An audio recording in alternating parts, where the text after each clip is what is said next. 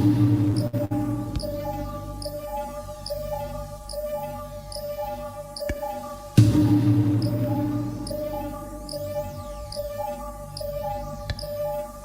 big up Christy. Big up Christy there.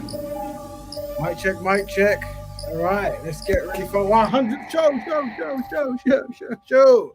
All right, let's see if I can switch between the PDF. Hello, everyone. Excellent. Welcome to the 100 show. That's right. There has been 100 shows, I should say. And we couldn't have done it without you guys. That's right. Big up Christy Cosmetics, a very helpful contributor, the most important. Thank you very much. As well as the other brothers and sisters who jump in. Couldn't have done it without you. So yeah, let's go through so we can do. So what I'm going to do now, let me actually give me 17 seconds. Hold on. Sorry, guys, I've been jumping from. I was doing some engineering, so my machines were probably gonna. What is that? Is that a new thing they've added? They've added some new thing to StreamYard, but what it's doing is actually blocking my apps. Excellent. All right. Well, what can I do? Let me think. What am I trying to get? I'm trying to upload. I'm trying to upload what? Take that there. Take that there. What is it I'm trying to? Oh yeah, I'm trying to get the thing. All right, cool. Boom, boom, boom. That's good. Excellent. Move that there. Should be fantastic. Right. Yeah. So 100 show. Everything's good. That's what I'm trying to find the link. That's you know the ones where you just jumping around. Let me get you that link. So I'm going to put the link, guys, in the group. Hope you enjoy it and that. This show basically normally what we do is I usually start half an hour, talk about some good stuff, and we jump in. But this is the 100 show, so we're not going to do that. We're going to really reflect on the show, and I see people going. I want to see the show. All right, cool. There you go. Yeah. So let me get the link. Where is that link? Hundreds. There we go. Lobby. Excellent. I'll pin it up in a bit, but let me just throw it in there for now. Feel free to jump when you want if you want. But this show we shall talk. So let me go through the intro. And then we can do all this stuff. So anyway, 100 show. Wow. So, okay, important information, very important information. Please feel free to use this information anytime you try and help Black people. Very important. Okay, when it comes to working as a collective with only Black people on matters that benefit Black issues, Black progress, and Black ownership, Black people are collectively inadequate. That's right. You can break that down. That's what we're trying to fix. Unfortunately, when it comes to doing things that's for our own benefit, our own purpose, and working for our own community, we are collectively inadequate. Oh, no. Okay, so individually, you might find a non-Black person who shows some kind of camaraderie towards Black people. However, collectively, Black people have no friends. Make sure you remember that one. A very important quote. If you want to help your people, let them know that collectively, Black people have no friends. That's right. And the last, but by no means least, constructive Black man with constructive Black woman makes a constructive Black family. That's what happens.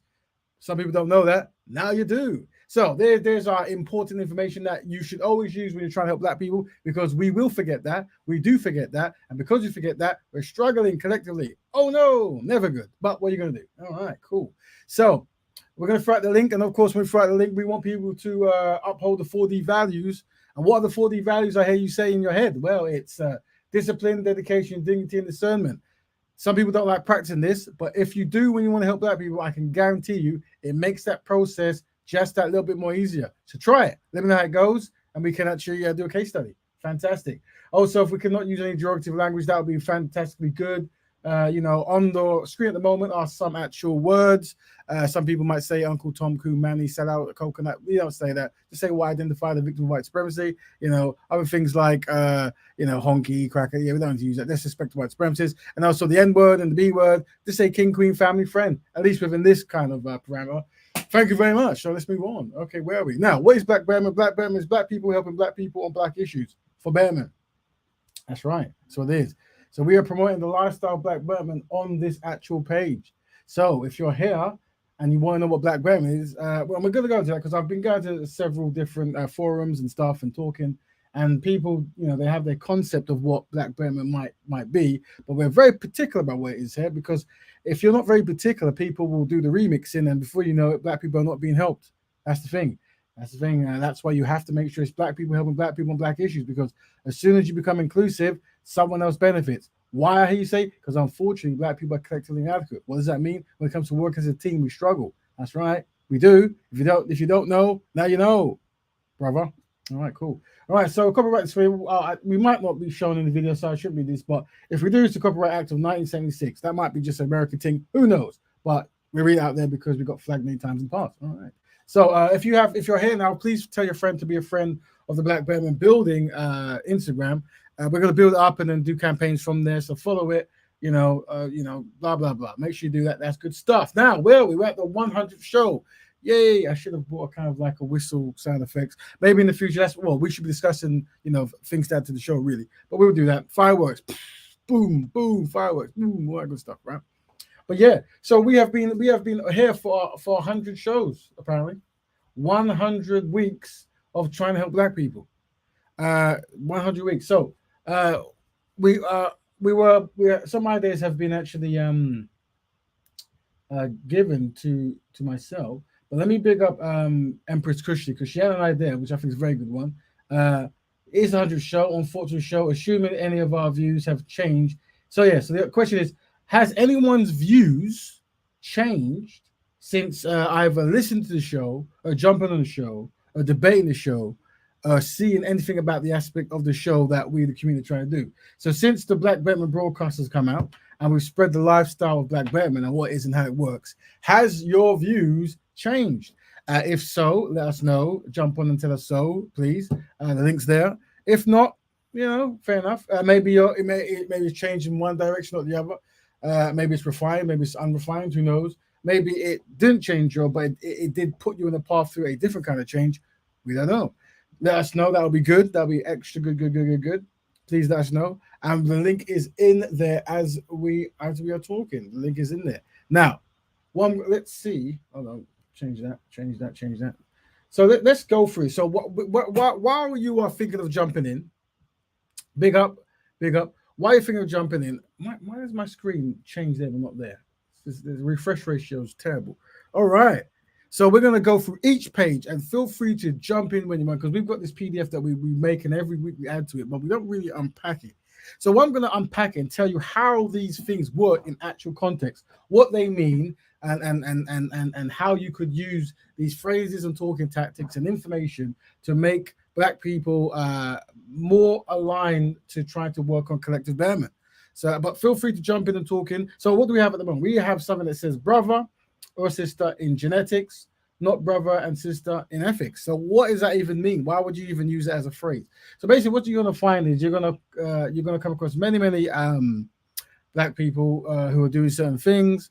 And some will be productive, some not so much. And as you're trying to galvanize, get people together, someone will use a Black person, maybe part of another organization, maybe you've stood with them at some park show or something, who knows? And then they go, oh yeah, but that Black guy, he's doing that. And you say, listen, that is my brother in genetics, but not my brother in ethics. You see? There's a quick little thing there you can use just to separate yourself from unsynchronized brothers and sisters who might be doing stuff that isn't in their best interest, but people who try to sabotage your progress will use it to sabotage progress. So this is my sister in ethics, not my sister in genetics. Sorry, not my sister in ethics. Little thing there. Let's go to the next page, see what we see. It's all mystery here. What will we say next? All right, cool. Right, so what is a talking tactic? So problematic programming versus progressive programming. So what you're going to find is when you go out and you start talking to people about any kind of progressive stuff, they'll tend to focus on the negative. They'll undermine it. There's a lot of programming that's gone in many of our people. Big up, Brother Kel. Big up. Big up, Brother Raven, the 100th show, brother. Yeah. We got to give credit while it's due. Yeah. The Black Betterment, brother, on fire as always. And big up to the community that's supporting it. And brother, give thanks and praise, brother. Big up to you, man. Thank you, Brother Kel. And like I said, without contributors like Brother Kel, Sister Kushti, and all the others, and when you jump in, I'll big you up as well. Sankofa and the rest who come in and back and forth. Without you, there is no show, and you encourage those who haven't been on to come on, especially the one-offs and the people who've never really spoke publicly, and also the way you guys conduct yourself and you create the theme of the show and the pacing. Excellent. Sometimes when you do a constructive show, it isn't going to be bombastic up and down and super parties, but it's going to be consistent, and that consistency is easy for people to learn if they choose to. So we thank you, community. You're doing fantastic good. Now we're going to go on. And we're going to read out this other stuff until people want to jump and say stuff. So, problematic programming and progressive programming.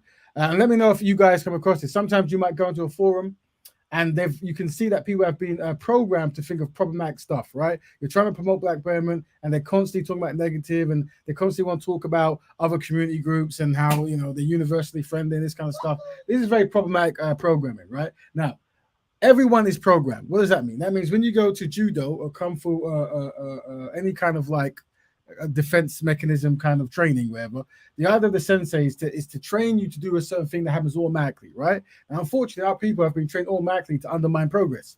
They really have, and they can't even detect it, right? And also, unfortunately, there are many non-Black people who have been programmed in their community to aid in Black people not doing anything for their best interest. And we can unpack that at some time. But what we want to do is we're installing a progressive programming, right? So it's rather than being an Afrikaans, you be an African, right? Yeah, and you're always looking to see if you can help your brothers and sisters whenever you can and be constructive. So that's why in our talking tactics, we are going to reverse problematic program with progressive programming. Very simple, but we have to discuss it because unfortunately, problematic program is what we see day to day. And maybe you don't. If you don't, let us know. All right.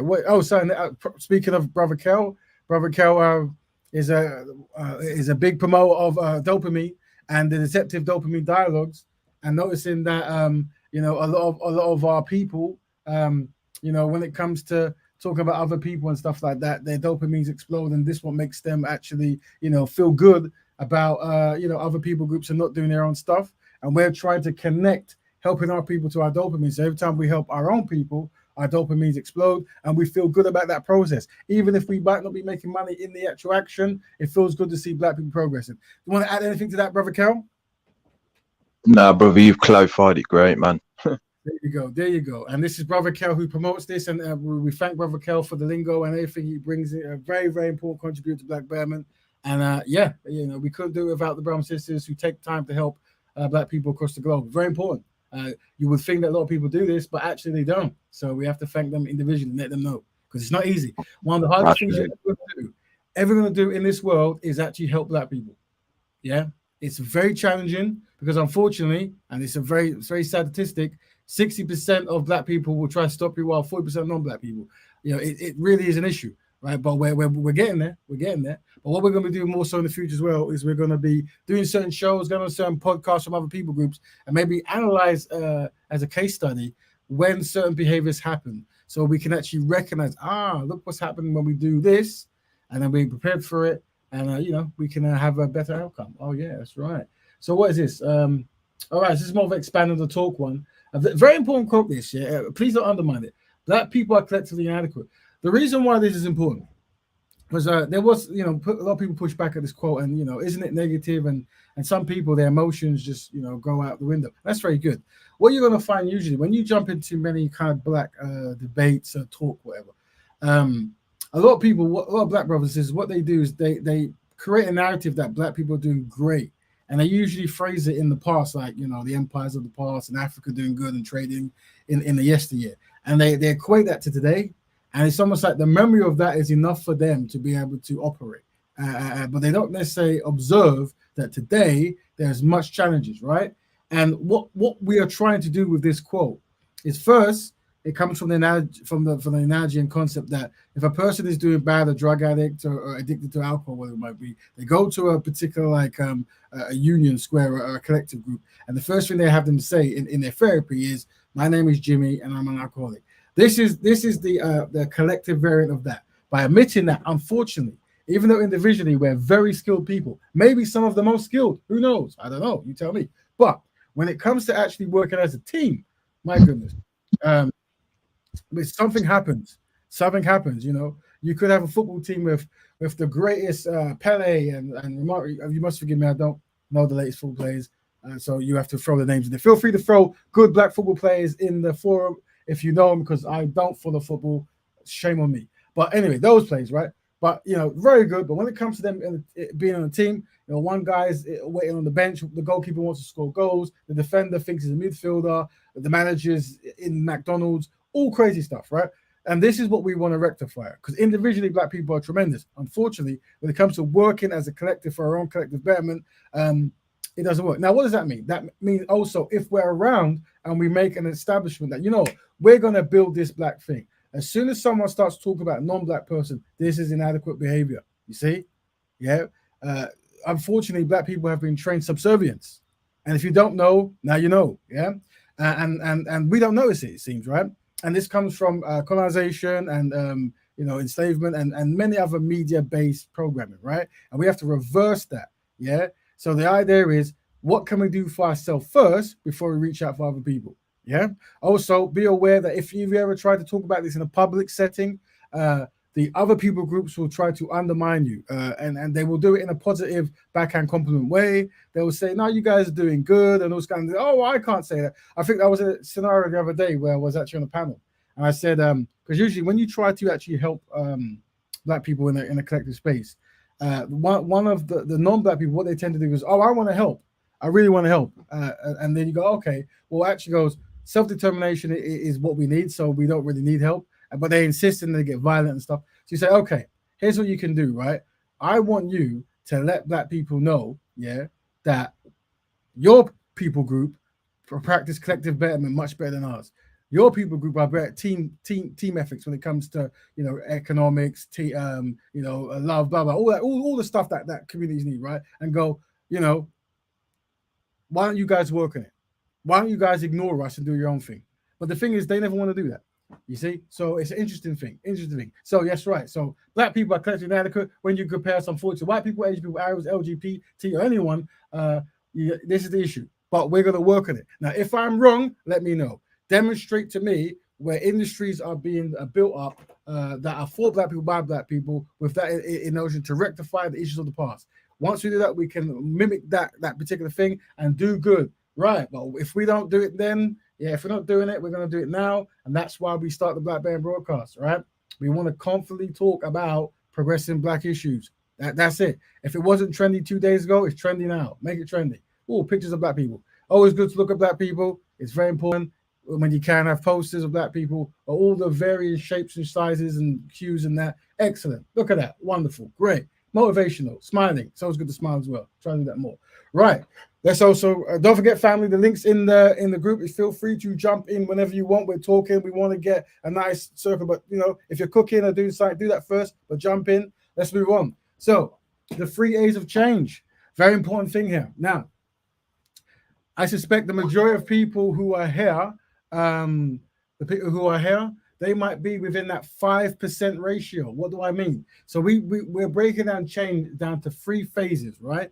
The aim, the action, and the assimilation. Now, I want you to use these concepts to minimize yourselves getting angry when you're trying to help black people. What do I mean? Here's what I mean. All you need is 30% of a people group to create a critical mass, right? That's all you need, right? So basically, 5% of our populations, are going to come up with ways that can benefit. So it could be anything. It could be, you know what? Why don't every time we go here, we use this kind of word to describe this kind of thing? Or, you know what? Let's actually try to have a bank. Or, you know what? Let's try to have a media company or whatever it might be, right? Let's make an app that unifies black men with black women. Why don't we have an app that gets black people to be healthy? Whatever it might be, right? 5% of people will either do that or come up with that initial concept. Then you have that fabulous 30, right? The fabulous 30% of black people will actually action it. They'll go on, they'll take it because they're not really thinking of the ideas, but they're ready for when the ideas come because they're very synchronized like that. They're going to take that like a rugby ball or football and they're going to run with it. They're going to go and they're going to package it and put to the masses of black people. What happens is when they start doing it consistently, the black people who tend to not really be into, really noticing things or doing things, they prefer the old school way of letting non-black people do it for us, blah blah. They're going to actually start seeing it without knowing it. They're going to be synchronized. They're going to assimilate into that because the 30% do it. That's what we're doing, right? We're making these actions of helping black people trendy, right? And the more we do that, the more the philosophies, the lifestyles, the ideas, the common sense logic, the more we do that, the more it'll become naturalized. Because unfortunately, not helping black people is the trendy thing. It is the trendy thing, you see? So we have to reverse that, you see? We have to reverse that because unfortunately, black people don't know we're under attack. We just don't know that, because we practice benchmark rebranding. We'll get what that means in a minute. What is this? What are you? Okay, another thing. Whenever you're talking to new people and you want to establish, because what happens, you see a lot of black people and very beautiful black people, you talk to them and they might say a certain few words, they might be wearing a certain kind of clothing, And the assumption is these people generally want to help black people collectively, but actually they're probably what I call all-inclusive black people. You see, they're for everyone. They don't believe in dedicating any kind of time or effort to black people specifically. They want to help everybody. Yeah, and usually it just means non-black people when you really break it down. If you really hear people talk, you really breaks it down. And these are the all-inclusive black people. So how you find out if they're an all-inclusive black person or a black bear is asking these questions. What are your views on black love? And they go, what do you mean black love? Well, constructive black man with constructive black woman raising a constructive black family. Black people improving the realities of black people. Black people being respectful and honorable to black people. What's your views on that? And then they'll probably give an answer that goes, yeah, that sounds great. Or that's madness. So, they'll just, they segue into something else. Like, what if I love a person who's green and blue, and what if I'm married to this person? Or what if I want to swear at black people, blah, blah. You go, okay, then you clearly don't want to practice black love. Then we move on to, what are your views on black economics? Well, what's that? Well, black people networking within business. Black people patronizing each other's business. Black people teaching each other business skills. What do you think about it? Do you want to do that? Is that good? And then they'll start talking, well, actually, people out of the community support me more. I don't call myself a black business. I call myself a business. And all this kind of stuff where, okay, cool. You realize that these are lovely people. These are your brother in flesh. Okay, but they're not really your brothers in action. Remember, let's break that. It's brothers in ethics, no, brothers in genetics, not brothers in ethics, right? That's what it is. Yeah, and that's why we said at the beginning. So you have to love them, and if they ever need pro bono work, help them. Of course you can. But generally, you won't be doing any kind of industry or informal stuff with them because they're going to sink the ship. Unfortunately, that's how life is. Let's move on. What should black men do to make black women feel more protected and defended? Well, we covered in the past many things, and we can bring it. But one thing is we definitely want to make sure that in these spaces, black women feel they can come in and speak. And sometimes, unfortunately, when black men get in the debate scene, it's very boisterous, very, changing room kind of vibe. And some women don't really like that as a space to communicate. So we want awareness that, this place is for both black men and black women. And we want to make sure that every time we're around, we provide the space for black women to give their opinions and we listen to them. We're not shooting them down, right? And black women, if we are shooting you down, let us know. Yeah? Let us know. Because, we want to hear your opinions. Oh, yeah. All right. Black Betterment Blueprint. So let's break this down. Black love, black economics, black defense, black health, black ownership, black centeredness, black collectiveness, black expertise, black politeness, and black constructiveness. All right, there you go. If you try to wedge this in your brain and everything you do, you will be helping black people in no time. It will be automatic. Automatic. There you go. All right. What is this? All right, yes. So energy-wise, we always talk about energy because the funny thing is when some people they want to practice black betterment or any kind of like black bonding kind of process, usually through trauma in the sense of, someone gets murdered by the police and there's a big riot or a big kind of protest, and then it's like, okay, I need to help black people, and the first thing they do is protest, and then after protest they go, what we need to do is teach to non-black people, racism is bad. And black people are in pain. I say this, they already know. They don't really need to teach them. It's a waste of time and effort. There is a better use of energy and time, as the title says. So rather than teaching anti-black groups the errors of their ways, you could building black businesses and promoting black betterment is a far better use of your time. Please remember that. Please remember that. I'm not kicking against protesting or having like lessons where you teach non-black people that when they shoot you, this hurts. When they beat you up, this is painful. When they rob from you, this is not nice. And you think, well, they just don't know. Like if you don't tell them, they won't know. Maybe, yeah, maybe. But probably what's better with your time is to actually start building black businesses and promoting black betterment. Yep. Trust me. If you don't know, now you know. All right, we can go on. Cool. How do black people correct our collective narratives? Okay, right. So what's this? Right, so I've got these two panels here. Black betterment is a lifestyle, meaning the way in which a person lives. That's right. So by practicing the lifestyle of black betterment, meaning you're constantly looking to network black people, help black people, create black-centered ideas. This is the best way. Black people helping black people on black issues whenever it's constructively possible. If you could do that, trust me, and promote that, things will change. Really? Yes, really. Now, black custodians is a designation. Okay, the action of choosing someone to tell the others. What's going to happen as well is, unfortunately, when you look up in the actual TVs, the media groups, and whatever, certain people put themselves forward to represent black issues. And actually, we want custodians. It's probably best to have custodians that we pick to represent black issues. And obviously, the black bearers should be the ones because they're dedicated to black people. So you won't be ever bamboozled with a person who goes on and starts talking about issues that's nothing to do with black people at all, right? So the only way we can get around that is by creating our own black custodians who do that. And there's going to be a list of things that those custodians should and shouldn't do. And as the community, we're going to pick that. All right, cool. Funny enough, speaking of custodians, early on in the year, a couple months back, I guess, we were talking about a star system. And we were talking about, well, you know what? Why don't we do like what the Karate Kid and these kind of people do, where if you want to be a custodian, and you could start off being a custodian, but you have to actually get a kind of like merit, right? Meaning that a custodian can start off like as a white star, meaning they openly confess to black people and the world that, to be a custodian, and they agree to the code of custodians, which we will have to write. And that means they're a yellow belt. Doesn't mean they can represent people at all, because no yellow belt represents any dojo, but they've started on their course. Then you have a yellow star.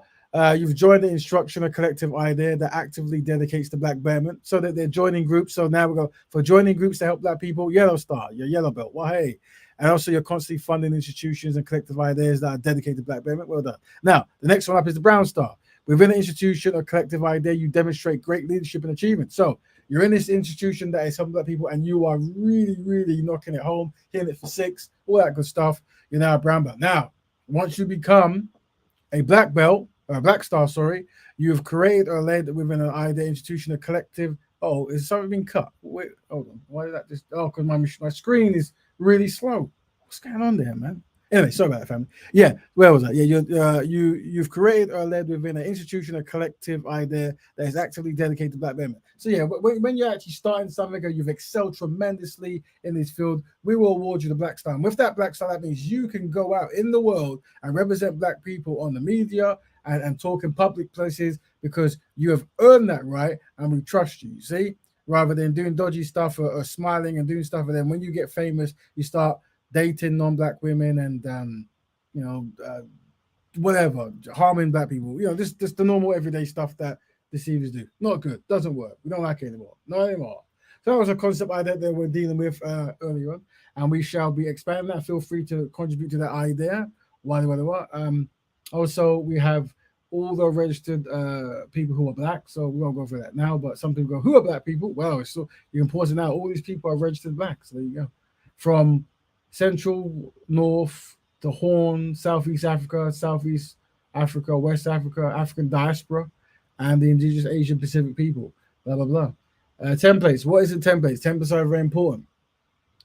Templates are something that serves as a model file as a copy. So when we're talking to people, we're defining that we're going to give you the best template, yeah?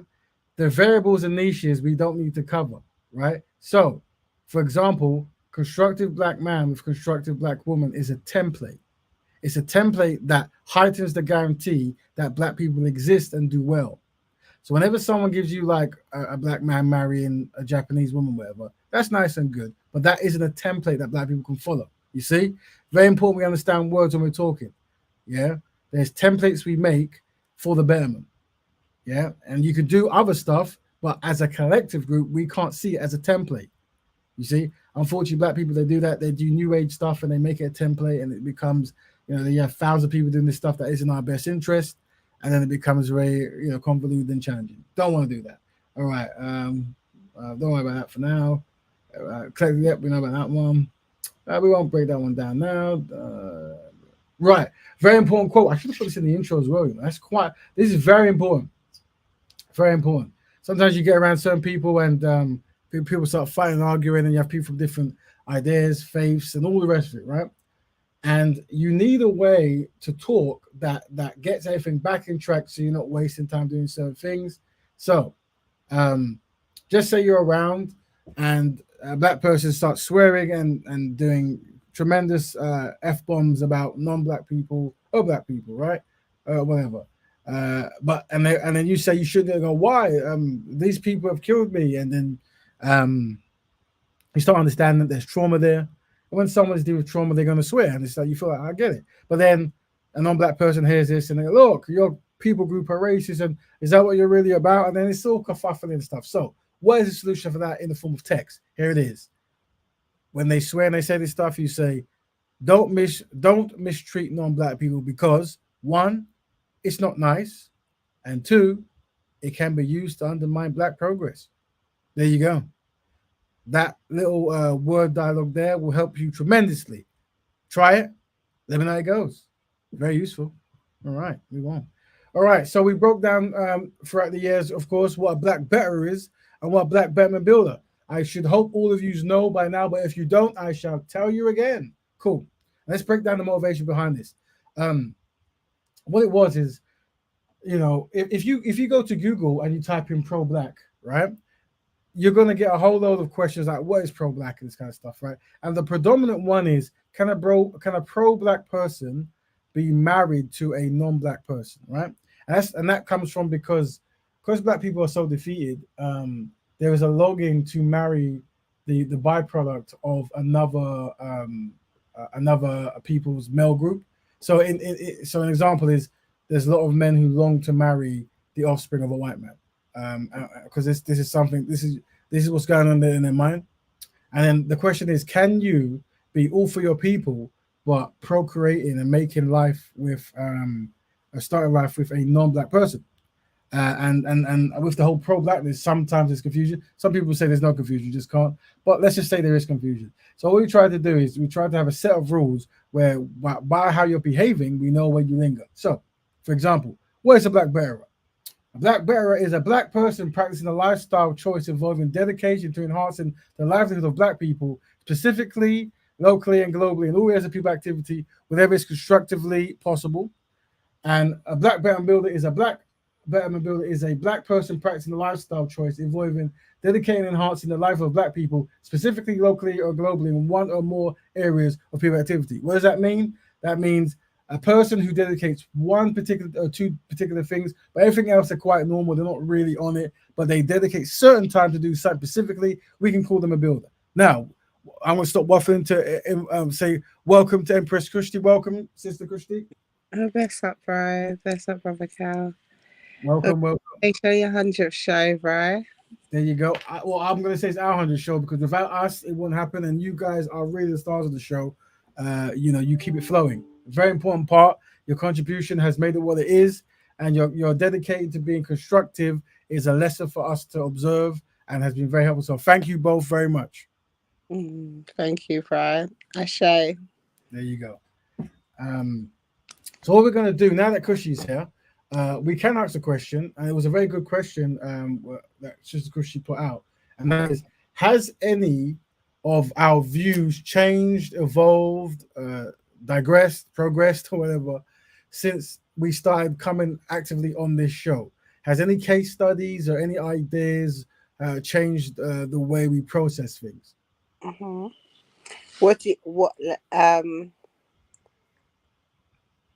Say if that question was asked to you. I'm interested. Seeing that you started the whole concept of Black Betterment, right, and the show and the idea of having a space for Black people to talk about Black issues. So where your mindset was then, and not knowing, who would jump on, what kind of topics would be had, how the topics were developed, how far you probably perhaps thought we were as a people in regards to communicating or other stuff, and where you feel we are now, and, just all of that. What are your views from when you started to your 100th show? I think for me, it's been more about the unraveling of new people with new ideas who come on the show and learning from them. That I'm very grateful for. I've learned particular things, but my views on Black Betterment and then the need for it, I would say has only become stronger. It's heightened, yeah. Yeah, it's on. Yeah, because I guess I didn't anticipate is by actually talking this stuff out loud, as in trying to make black people aware of these things, you then start seeing the backlash of certain things, and how it's certain things start going to certain places. So you know what, we definitely need this now, right? So I think, but also I think one thing like through having the talks, especially set up through like having the man and woman perspective, right? Um, I think I think even like slowing down and listening to how sisters perceive things is very important. I think because even for myself, there's been certain scenarios where I was unaware that by allowing something to continue or not pushing something a certain way, things will be perceived in a certain kind of way, and that's important information. So you can tailor make scenarios to make everyone feel like they have a voice and they have stuff. Big up Tasha as well. Great contribution there from Sister Tasha. Big up, big up Stanley as well, and only so big up everyone. Yeah, so I was saying, so I found that very, very interesting and helpful, having the perspective from the different genders, if we can still say genders now. I don't know. Yeah, Yeah, we can hear. yeah, we can. Yeah, there you go, there you go.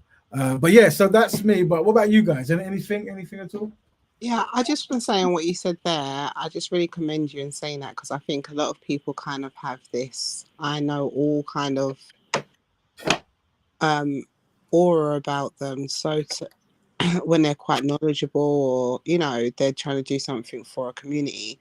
So it's really good to hear that you've developed and learned, and obviously as a man you're not going to know everything about women, so understanding and saying that you're learning to also how to develop scenarios and situations where women can feel comfortable and have dialogue, and being able to see a bit more from their point of view is great to hear. So I just wanted to say that from a sister's point of view. But for me, I think, yeah, I agree with the first point you said when you said that it's probably, I could understand why you'd say that it's probably heightened the need for the show. Yeah. I feel that I've definitely learned different things in regards to different sexes within us. Probably in like a social media kind of aspect, like knowing the different groups and splinter groups, and listening to how that kind of filter, and watching and observing how it's filtered into society. I've obviously really liked to delve in deeper and look into the sciences of the mentality of how things work and why things are programmed. So that's all been great. I think I've probably learned a bit more empathy for different people who I would have just probably dismissed. So that's not to say that my actual morals have changed, or my beliefs has changed, or it's bended to accommodate others, but I think understanding the point of where they're coming from makes you then be able to conduct the level of discussions you're having with them, or how far you're going, or how deep you're going, Yeah. And it kind of then just brings back power and onus to the person, to you, to the individual, when you're dealing with other people. And I think I've kind of rubbed off more on you in regards to how I was at the beginning about I don't know, just saying that there's just, how I was always saying that we're just going to be stagnant if we just focusing on the people that are not there. Meanwhile, you've got people literally with their feet running, waiting for the chance to just go and do. And I think I've rubbed off with you, or I've learned that you have that same frustration. It's just how you've done it differently, for example. So that's definitely happened. So I've probably learned to be a bit more patient with that, and dealing with it on that kind of side of things through doing this, and going with the journey with the Black Betterment channel. Yeah, but I mean, with anything with the internet, I think I've just definitely learned, you know, how to deal with things and not take it to heart as such. So yeah. Well, I have to commend because obviously, well, I think when we first started speaking, you were very interested on, like, I guess you came across a lot of us speakers through Speakers Corner, and I think Yeah. with Speakers Corner, it is a very kind of like wild east kind of like wild west, whatever, EastEnders flex, whatever place Yeah. where, yeah, and it isn't very advertising and appealing, and you made that clear that you're about progress and structure and stuff. So Yeah. and I think it was you reaching out where yeah, it was good because a lot of things you told me I would never have known how things were perceived, Yeah. and yeah, through hearing that I could rectify not only how we behave at Speakers Corner but how we set up shows to make things work for everyone who wants to get involved and stuff. So Yeah. very, Oh, so like I said, very important, very important. Your contribution is very important, and so many women won't even know that. So we have to give you a credit where it's due. thank you very much, bro. There you go. Now, brother Kel, anything you want to add? Things that you have picked up on, learned, refined, didn't know, now you know, couldn't know, shouldn't know, anything at all, brother? Yeah, as I said, what I like about the show is it's based on political science, man. Understanding knowledge of the state, political activity, and its behavior. And I like how every Friday you come up with strategic tactics for us as a people, as trying to be black betterers, to kind of use to navigate in society. Um, for me, what I've learned, especially like social media is very new to me. I've always kind of, especially in Birmingham, Heathrow Road, etc. It's always been in like institutions or outside in the city centre or going to different types of places. And when it comes to the media, knowing how to capitalize and using types of languages, I've learned that from you is very effective. It definitely has helped with my knowledge of political science. So definitely I commend you for that, man. Like, the media is very powerful, and if the youth could ever capitalize on it, they could definitely project a lot of things that we're going through, as well as like market a lot of things. So I've learned that from you. Also, this is going to sound very daring. The fact of kind of going into the lion's den is very important for our youth to understand. You have to test your political science. You cannot ever get comfortable and be in a state where it's like, well, I'm used to that. No, you have to go in the lion's den and you have to put it into practice. Your media training, your strategies. What is a black betterer? What are the three aims? What are the 4Ds? And see if you can control your dopamines while you're using these techniques. So definitely, man, like I commend you, brother, and it's definitely upgraded brother Kel. Big up to Sister Kushti as well, for her contributions, and seeing it from a female's perspective, and going on that journey. And of course, there's been many other Black Betterment females that's been on the panel. Big up to them, as well as the Black better males as well. So yeah, that's all I got to say, brother. Well, may I say that well done to Brother Kel, because Brother Kel is someone who he displays good manners, yeah, and very consistency when it comes to talking to the family outside in the internet world and networking and stuff. He does a very good job, and he's someone who you can literally you can model a lot of what you want to do just by watching how Brother Cal operates.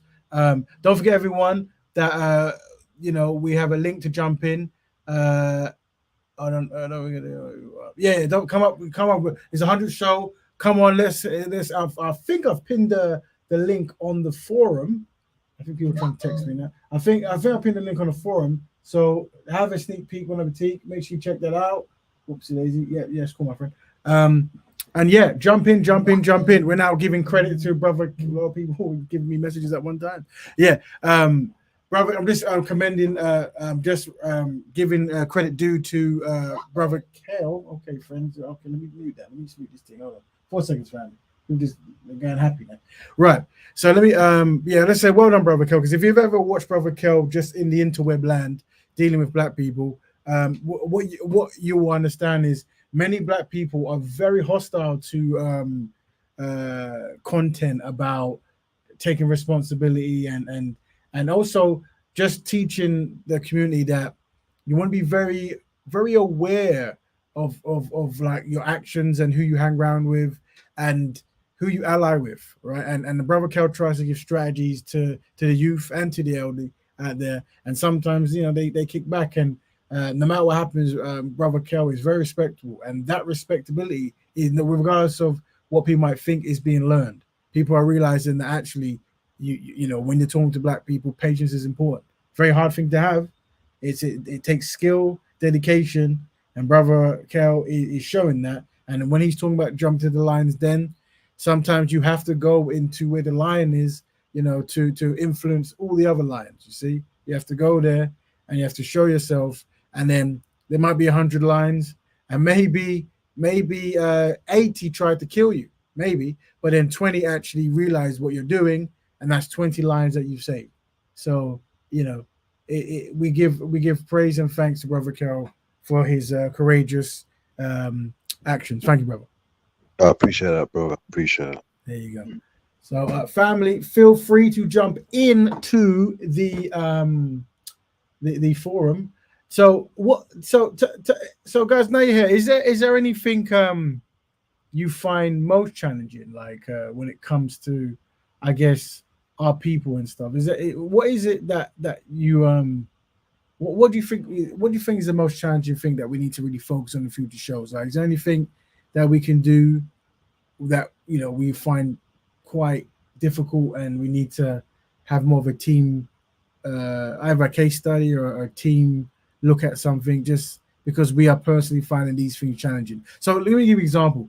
For example, sometimes we will be showing videos of young black people, and I remember one particular one where there was a man and he was just saying, "Oh yeah, I'm so ugly and black, and I don't like being black, and I'm never going to be with a black woman because I don't want to make black babies because black is ugly," this kind of stuff, right?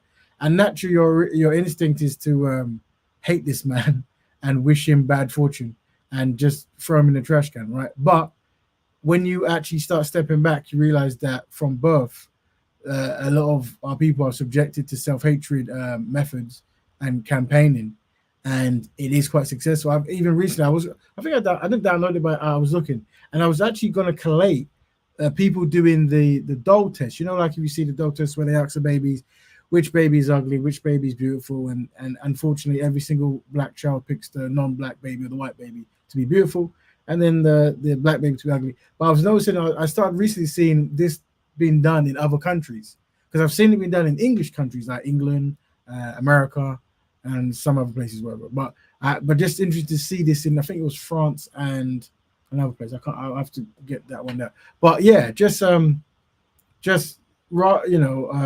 is there any challenges or things that we find hard but we probably want to work on it? And that's a hard question to think of, but anything at all, feel free. I would say, Brother Raven, that what our people needs to do is always have a scripted curriculum. Yeah. So, for example, what is the vision? What is the target? And what is the potential outcome of it? And it's very important that when you are using political science, is that unfortunately, you do not have no ties or allies to those who are unsynchronized and non-African people. We as a people seem to think, because I'm from a particular background, that for some reason that you're supposed to have ties with people who have systematically displayed disingenuous with all the institutions, whether it's politics, whether it's religion. you have no ties to them, and you have to be very focused, stoic, and very hollow when it comes to them when you're calling at people. I think that's something where we lack, because I noticed that someone might say, oh, but you're from this background, we're from the same tribe, or we're from the same religion, or you have to follow your script, as what Francis Cress Wilson says, that when you're around black people too much or together, they could be poisons to one another. That's a problem. So you need a script. So that's why I would say that we need to more focus on, which is very hard for a lot of us, is that make sure you've got a curriculum, stick to that curriculum, and don't allow your dopamines to submit to the test of you're from my tribe, you're from the same religion as me, or we are this and we are that, because the agenda is to synchronize African descendants as much as possible. Right. So I guess what we're saying now is, if we look at the screen, there might be a brother in genetics, but not a brother in ethics, and the ethics is Black Berman. So we're giving the lingo. So even though all black people are beautiful and wonderful people, we're working for the collective group. When it comes to actually building and talking and communicating about certain things, there are some people who are brothers in genetics, but not brothers in ethics. And they might actually undermine the progress you're trying to do. So you want to recognize that. But before I say that, big up, is that Mill? Am I saying that right? What's going on, brothers? What's going on? Welcome. Yeah, welcome to the 100th show, my friend. Welcome. Yeah, appreciate you and what you're doing. I think it's awesome. I'm calling in from Massachusetts. I'm in the United States. I listen to you guys. I think you have tremendous dialogue and just tremendous ideas, and I appreciate the rhetoric that you guys share and just the overall message. I guess what I can contribute to this conversation, mainly on the topic of what you were just saying. They might be your skin folk, but the ideology is off, whether it be due to a religion or any other divisive type of belief system. There was something else I wanted to contribute that I've been wanting to say, because I've been listening to you, Kale, a lot. I've been listening to what you've been saying.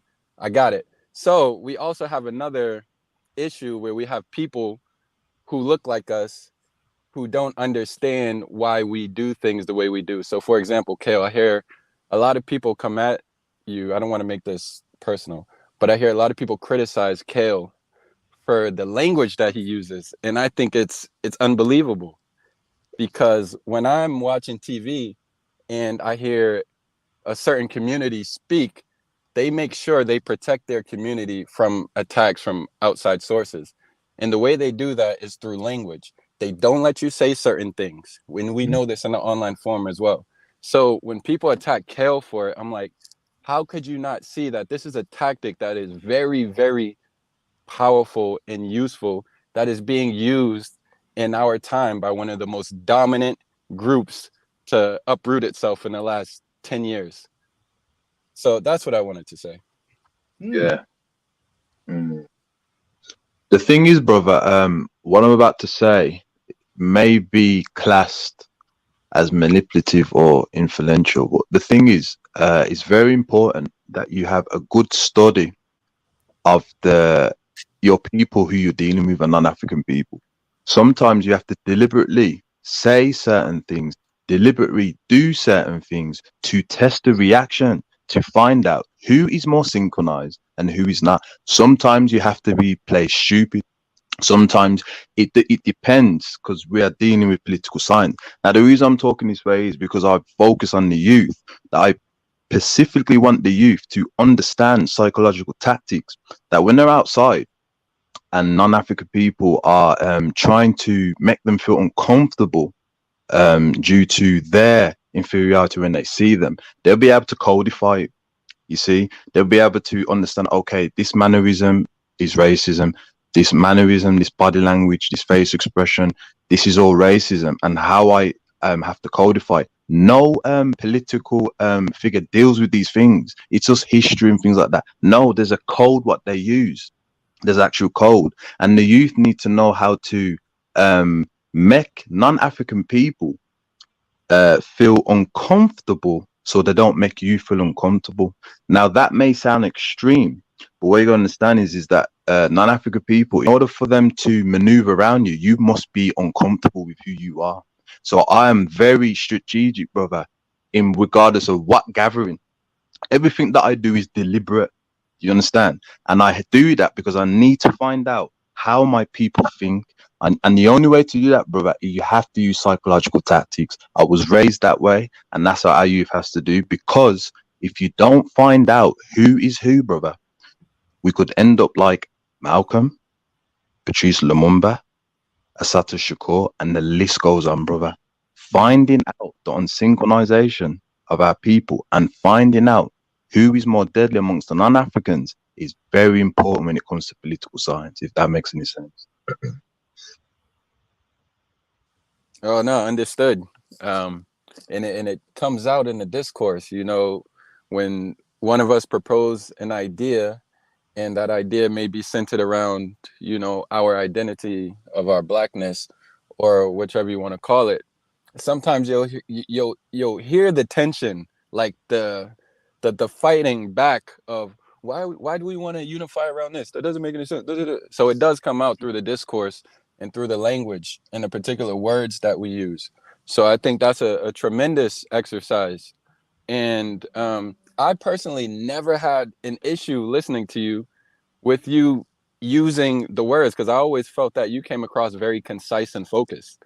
But to some people, it doesn't communicate itself that way. But, you know, like you said, that's how you get a feel of who's who. May I add as well, we gave an example of Brother Kel going out into the world, jumping on panels and talking. And while he jumps on, he might be attacked by 80 lions. But from 100 lions, 20 look and go, you know what? I actually agree with this brother. So this brother is making more sense than the 80 trying to chew him up. And I think, I could be wrong, perhaps like that's been demonstrated now with Brother Mill, who's realized, yeah, this brother's actually got something to contribute. Let me build with him and let me find out other things he goes. And it was so his brother Kel leaving those breadcrumbs that brought constructive Brother Mill to our 100th show. So thank you very much, family. That's right. Brother Mill. Yeah, big up. And sometimes you have to be a little. Question, oh, sorry about that. If I can, and put a spanner in the works, because we've quoted before. I can't remember the ancestor's name, but I'm sure the brothers can help me out on the panel, who said that it's not wise for Black people to be publicly going online, or well, definitely would probably fit like an online stage and arguing amongst each other. That's nearly for the Junior and Francis Cress Rosen. They said that. That's right. Yeah. So do you think getting 20%, and I think that could be deemed generous if it depending on the arena that you go to, right? Yeah. So let's be generous on the 20%. Is that worth going against a rule of standing of law that two great ancestors have said, and that we know that is correct? Well, and we can answer it. This question is a very good question. So 10 points for that question, supreme question. And I suspect, there you go. I would say this. I would say it's a double-edged sword, but regardless of which kind of sword it is, as long as you have one person who is constructive, because usually when we talk about arguments, it's usually a two-sided argument. It's one person who wants everyone to be constructive and work together, and one person who thinks that's completely madness, and then you have people jumping on one of those bandwagons. But it's usually that bandwagon depending on where you're at, right? The forum, yeah. Yeah. So I would say as long as the black betterer or the constructive Black person never insults, never belittles, and has thick skin, then that I personally can go, okay, that can work, because what you're not getting is like a back and forth name calling. You're literally getting one person trying to educate the masses, and it's almost like you're detoxing them. You know, like when someone's ill, when it's almost like if you ever see a person who is a drug addict and you remove the drugs, they start shouting and screaming, but you understand it's going to happen, but you can't give it to them. And I feel that maybe what Brother Kel is doing when he goes on in this context is that, as in, as long as he ain't going there effing and blinding and calling everyone names, then we are viewing that, well, how comes the brother who's trying to get everyone to unite and be constructive is peaceful and cool, while the brothers who are practicing kumbayarism and inclusivism, this kind of stuff, is effing and blinding? Something doesn't add up here. You see what I'm saying? The thing is I'd as well. like to, Oh, go on. yeah, I'd like to say, I don't want to bring it personal to say what Brother Kel's doing, because this happens a lot, right? This kind of scenario, right? Of, like you said, let's just put it as a brother who has a mentality of one way going in an arena with other brothers who might not have the same kind of, you know, these kind of scenarios happens all the time. So I'm not making it personal to you, Brother Kel. I just want to make that clear. Yeah. But it is a good thing to talk about, right? And I feel that I just want to go back on what Brother Raven said. And to me, I understand what he means to a point, but there was a founding fundamental rule set by very knowledgeable ancestors. And while saying the rule that they've set, I'm sure they were saying it with the mindset of a brother who was going in and can demonstrate. I mean, Muhammad Ali, and like we've seen greats at it do this, right? So I feel that they would have said this rule with the assumptions of people who possess the essence to be able to stand in those kind of arenas and still just come out okay, right? But yet they still have this fundamental rule that generally is not good, because I feel that if the reason is to get the 20%, and we're being generous on that, over, and for that low percentage, for what else it gives, which could be very negative, I don't think it weighs up. Okay. If that makes sense. Am I making that clear? So I think the optics, I think it doesn't weigh up in if you're going on a path of betterment and in the rules of those ancestors that have been mentioned. I feel that at some point in time, even if you're getting berated, like constantly just getting attacked, as a human, you are gonna respond. You are gonna I just the optics to me just don't outweigh it. And I think because I've seen it so many times now, in different arenas and different apps and things like that, I just kind of come to the decision that the optics ain't.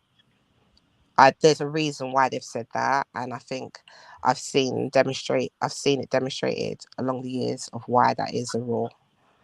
But that's just my opinion on it. The thing is that the Honourable Mark Garvey, in his philosophy, he's made it clear that you have to be a salesman to sell a product, right?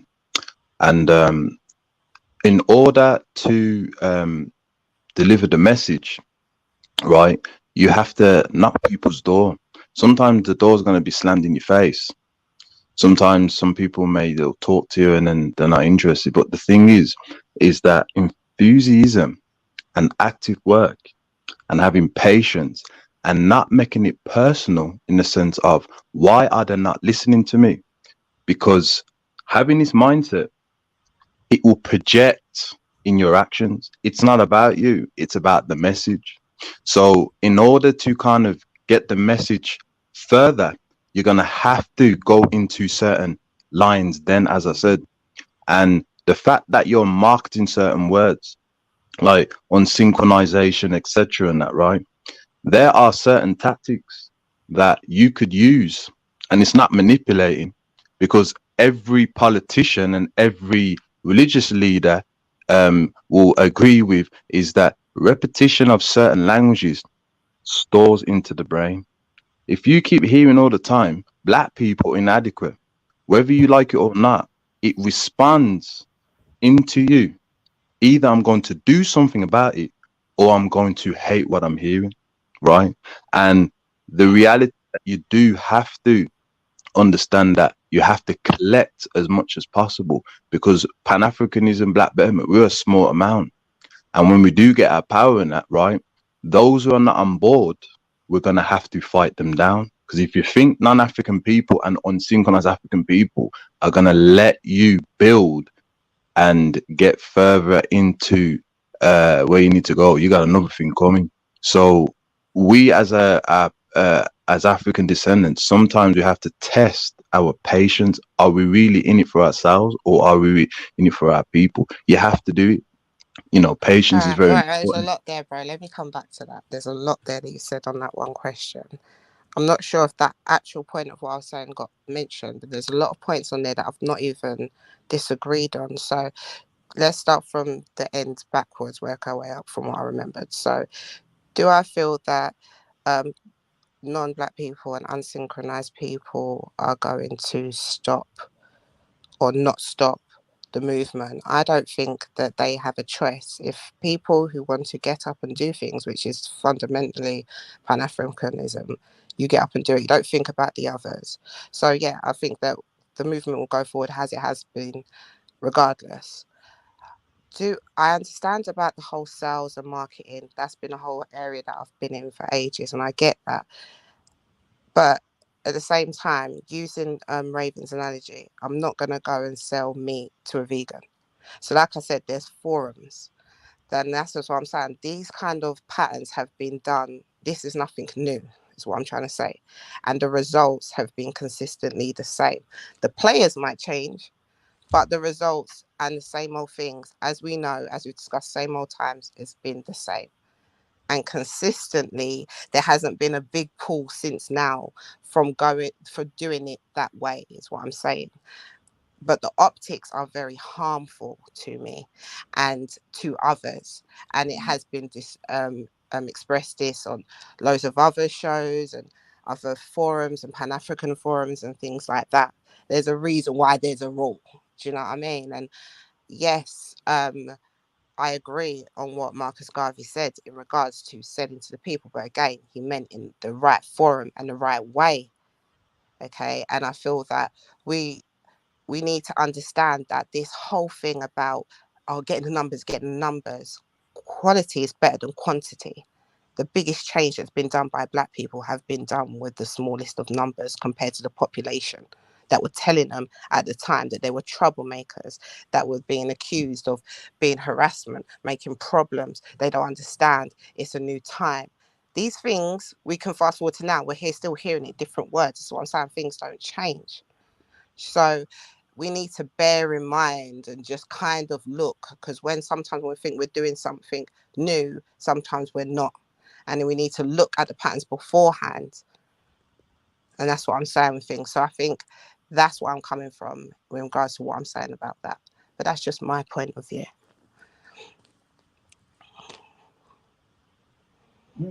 I would say that all the African freedom fighters, man, they all went into places to call their people. And this is the reality of when you're calling towards betterment, that you will have to go in certain places. Our people, we are unsynchronized, as what Brother Ravens made it clear already. We are in that state. We have it in our family. We have it in our workplaces, you know, and the list goes on. So you are going to be surrounded with unsynchronization, and you have to be able to tackle it and remind and plant the seed that you have a core and a responsibility for the collective, because no one's going to help you. And, you know, I do understand that it can get a bit tricky, but that's how it's always been, man. You know what I mean? As long as you've got like a script, and as long as you've got a blueprint, and that is your guide and navigation, then you can always, you know, throw off and deflect this and do that, because that's exactly what it is. You've got to have that, you know, to differentiate yourself from the rest. No, I give thanks for you breaking that down. And when you say it like that in regards to when you look at the greater society, I think this is why this conversation is so good, is because we're just delving a bit deeper into something. And I think like, to me, I'm a good believer that two things can be right at the same time, right? So I do believe that in certain arenas, I don't think the optics are correct. But at the same time, if you were doing something that was socially in an environment where you're going to a borough, for example, and there's something going on in a hospital, for example, like for the example that you said, every black person in there might not be synchronized. And if you were going with the right heart and the right mind to do something, as we've all said before plenty of times in this panel, to be equipped with the way and to understand what you are going into, especially from your own, is vital at this point, because everyone's got a camera and you need to be able to be prepared to respond in a way that is respectful and holds honor to what you are fundamentally there for and promoting. So I want you to understand that I can understand that two things can be right at the same time. So yeah, I get that. I don't want to... Oh, and I do want to say, by the way, I'm on my mobile, so normally I'm able to chat. So I just want to big up to, I can't even see the chat, so I just want to big up to Cotton and Kane and Melanated, Scattered Minds, IC3, but I think IC3 is on the panel now. So I just want to say bless up, bless up, bless up, because I can't write it in the chat. And the link's there, so feel free to come in and show some love, even if it's for 5 minutes. You can come in, talk about when you were on and things like that. It'll be nice. So yeah, I just wanted to do that little part before I forget again. Big up, Empress. And welcome, brother IC3. Welcome, brother. Yes, greetings, panel. Unfortunately, I came a bit late, but it sounds like a good conversation as usual. And congratulations on the 100th show. Yes, that's good. Thank you. Like I said, we have to thank brothers like you who contribute, come on week to week and give your perspective. So you are the show. So we thank you as well, of course. Yeah. What we were talking about before you jumped in was Neely Fuller and Franciscus Rosian.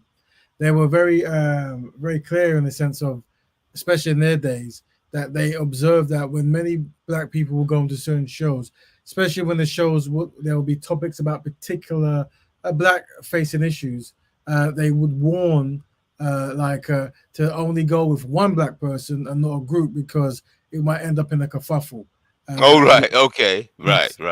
And Empress Kushti was reminding us that that arrangement could happen nowadays when people are going out and venturing into certain digital spaces or even physical spaces to promote Black betterment or Pan-Africanism or anything that is productive. It might be the area itself might not be best, and to remember that. But before I talk, welcome Sister Sankova. Welcome. Oh. What's up, sis? Greetings, Tender Married family. Bless up the whole panel, and bless up the chat, and rise up yourself, Brother Raven, on your 100th show. Whoop, whoop, whoop, whoop, whoop, whoop, whoop, whoop, whoop. All of that. Thank you. And like I say, as you say that, this show, from show 1 to show 100, really has, in my opinion, been a collaborative venture, and you guys are part of this show through and through, and it wouldn't be the show it was without you. So it's mainly thank you that I have to say. So thank you very much. We give thanks. I've not participated as much as I like, but I've definitely participated more here, I think, in terms of time than I have on any YouTube streets. But what I would say as well is, definitely big up all the panels. Definitely Sister Kushti, Brother Kel, IC3. I see them three being consistent and supporting. But obviously the big up is more for you, Raven, in a sense of consistency. It's hard to be consistent and produce a show week after week after week. Even if you have a break, but you're doing the whole situation by yourself essentially. So, and you put together very put together presentations and giving information. So it's work at the end of the day. So we give thanks for your time and dedication and commitment to what it is you're trying to achieve. So man, Thank you. So I mean, so now that you're here, I guess IC3 and Sister Kova, Sister Christy did start an interesting conversation about, you know, when you go out and you try to promote betterment of any kind to the family out there, you might be going to hostile situations where people just don't want to hear it, or they're intimidated by it. And she was quoting Frances Cress Welsing. She said, whenever you're talking about black issues, it's best to do it on your own on a TV or media station rather than others. I don't know if you have any view. IC3 seems to agree. Is that something that you can expand upon at all? That concept, that idea? Yeah, definitely. As well, it's like a military setting. You see, when you have an army and you're going up against another army, right? If the enemy, if you sense any chaos or any weakness, or any inconsistency within the enemy, right? They focus. You can zoom straight into that place, and you crack them right there. It's standard military tactics, and you see, always one. And you even see it, Nation of Islam are very good at this. You see them at Speaker's Corner. You know, it could be 7 of them, 8 of them there, Nation of Islam, but only one speaker. Everybody else is quiet. And know how much people try to bring in chaos, it does not work. The Nation of Islam just hold their position. Clarity, one voice. And so the numbers just add power to it. Everybody is on code. They just, you know, it's one speaker, because the enemy can't come in and try and get one person to disagree. Well, that person said this and you said this, and you two, you're all in disharmony. No, it doesn't work. The Nation of Islam, one voice, no matter how many of them there. So yes, I would agree with that. Is that the point? What you made, the point you made, actually, is a good one. But was that the actual? I thought it was. Say it again.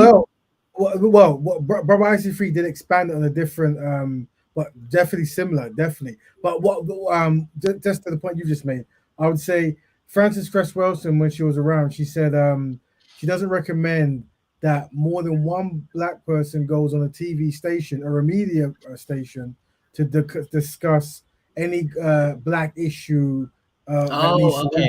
Because there is a high tendency that black people tend to argue when they get around each other. So just have one. You mean one internationally? So there's only ever one voice? No. What I mean everywhere in the world. So give me an example. If you type in Frances Cress Welsing on YouTube, you might the only thing you might get on a professional a network setting is her on the Donahue show, which happened I think in the early 90s. Now she wouldn't have done that show if they invited her and another person who was who was against, I guess, the thing she was saying, because she said all you would have is a back and forth argument, and that isn't a good look optically for black people. Oh right, okay. And I definitely overs the principle, and to be fair,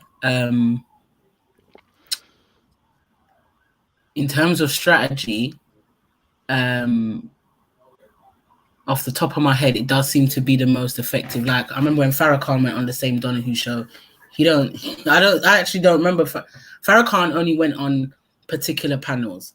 So the panels are progression, unity, black empowerment, self-determination panels. Do you get what I mean? He is of more often than not real leadership, certain levels of leadership, I should say.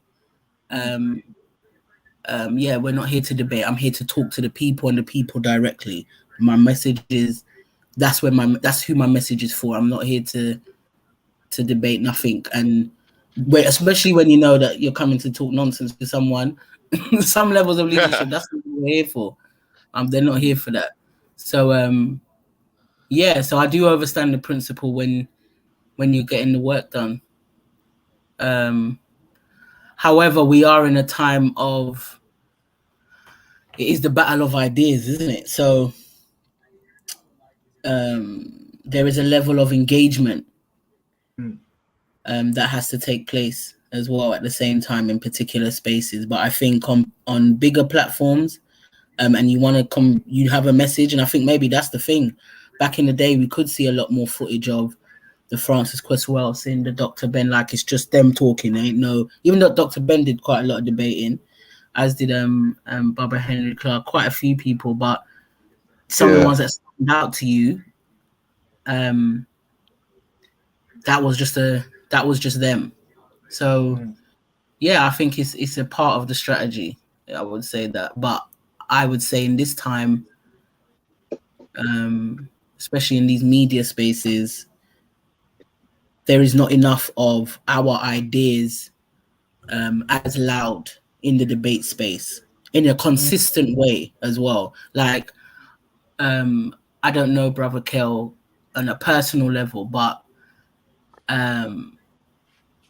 the way Brother Kel debates is so similar to how Shakara is, and Shakara is quite a passionate person, so his energy is still a bit different, but there's a level of consistency in how they compose themselves and are able to stay on topic, on point, on rhythm, don't miss a beat. Like, that's the skill in it. Yeah, that's right. So yeah, that's not for everyone, but that's necessary, and that voice with that skill set is necessary in these spaces.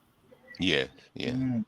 One of the tactics as well for the youth is that whenever you've got like I class myself as a student. Sometimes you are going to be in an organization where you've got very scholar minded people. That is very important that you remove your ego and be more of a chanter and an advocate for the speaker instead of wanting to compete. Because what I've noticed is that everything that I do is always lateral. I've noticed that some of our brothers and sisters, and even the non-Africans, and this used to happen in Handsworth as well, is that they'll try to get you to compete with some of the speakers. Oh, you're more knowledgeable than he's, or he's more up than you are, and you have to get rid of that ego of understanding that the code of conduct comes before emotion, feeling, and imagination.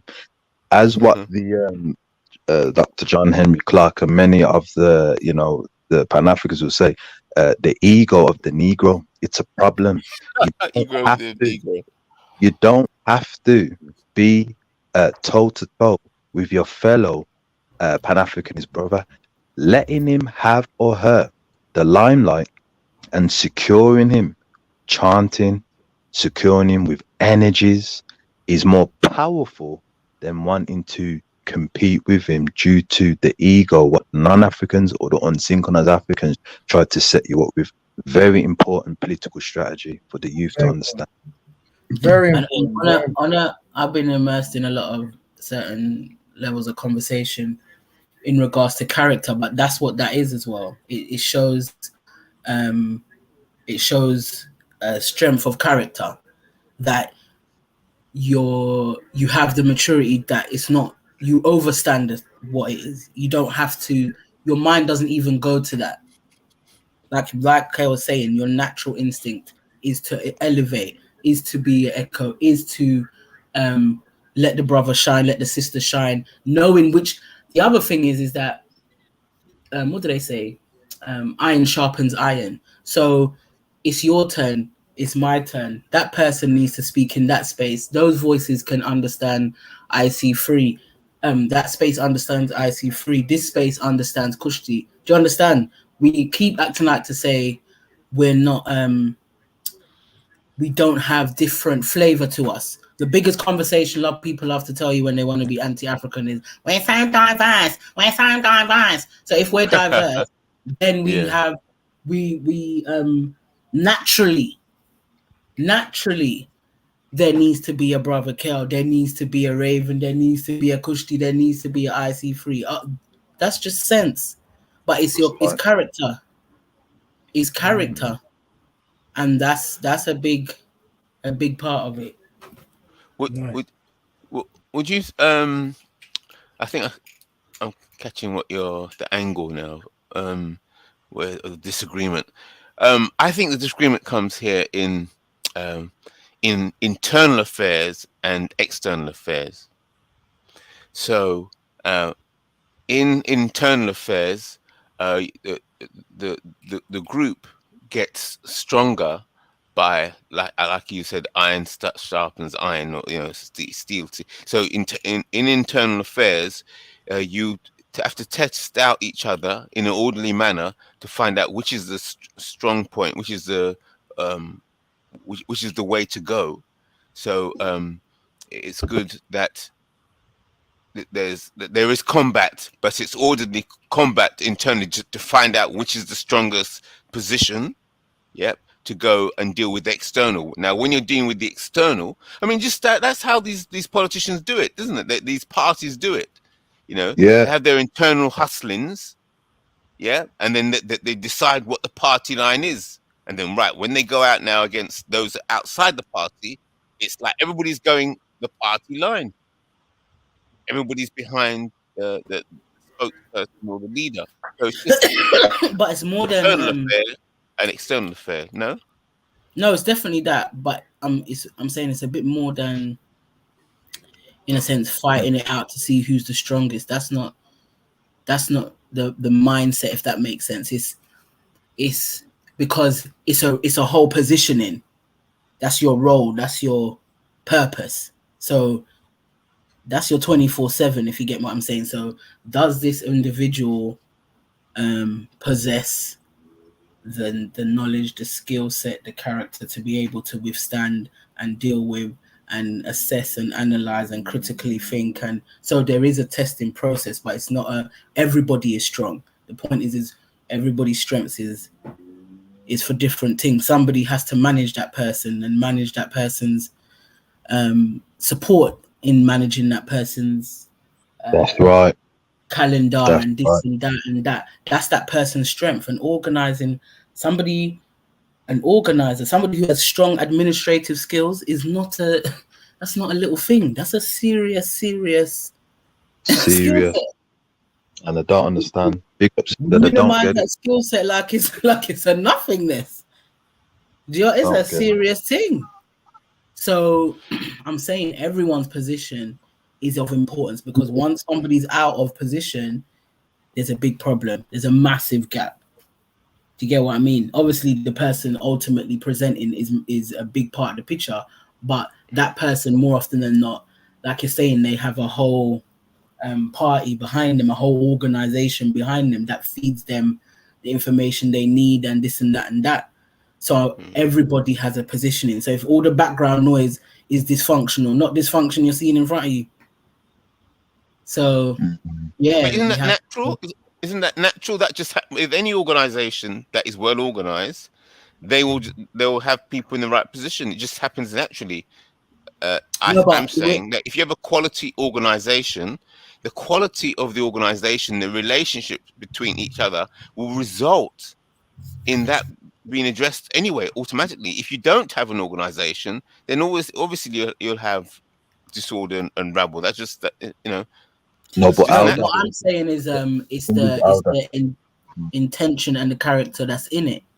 It's the motivation, the principles, and all these things that are in it. So we look at where we're not mirroring ourselves off a European political party, but when we do see that, there is no real nothing now going in there. Everybody is up for sacrifice. I'm not understanding.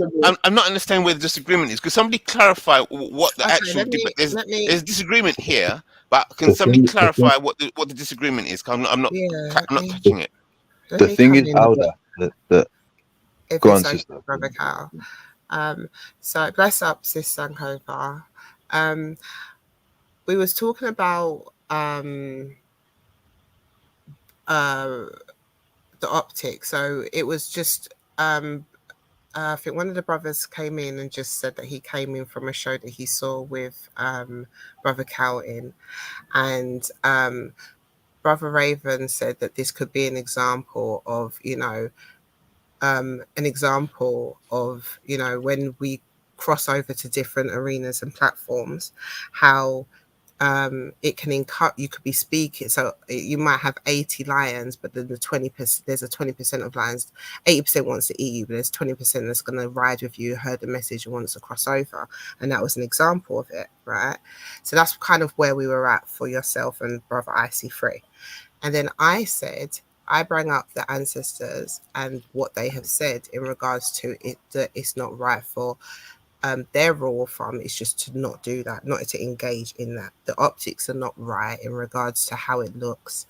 And I was just giving examples of why I feel that at times I feel that it's just not the right route to go. So that's how I don't understand. I still don't understand what it is, what the two sides are here. I don't understand. Okay. What do you mean by So, lions? I don't understand what you mean by lions, the 20 lions, or I don't know. No Could problem. somebody Bear put it? with me a second for a second, Yeah. bro. Is this Sank over there? Yeah, I'm good. I'm here. I was gonna Okay, did you let hear me? Kel come in, but go on. I heard what you said though. Sis. Yeah, definitely. I get the. I'm more speaking. So I did get the. I didn't get the full of that, the fullness of that, but I did get the essence of it before.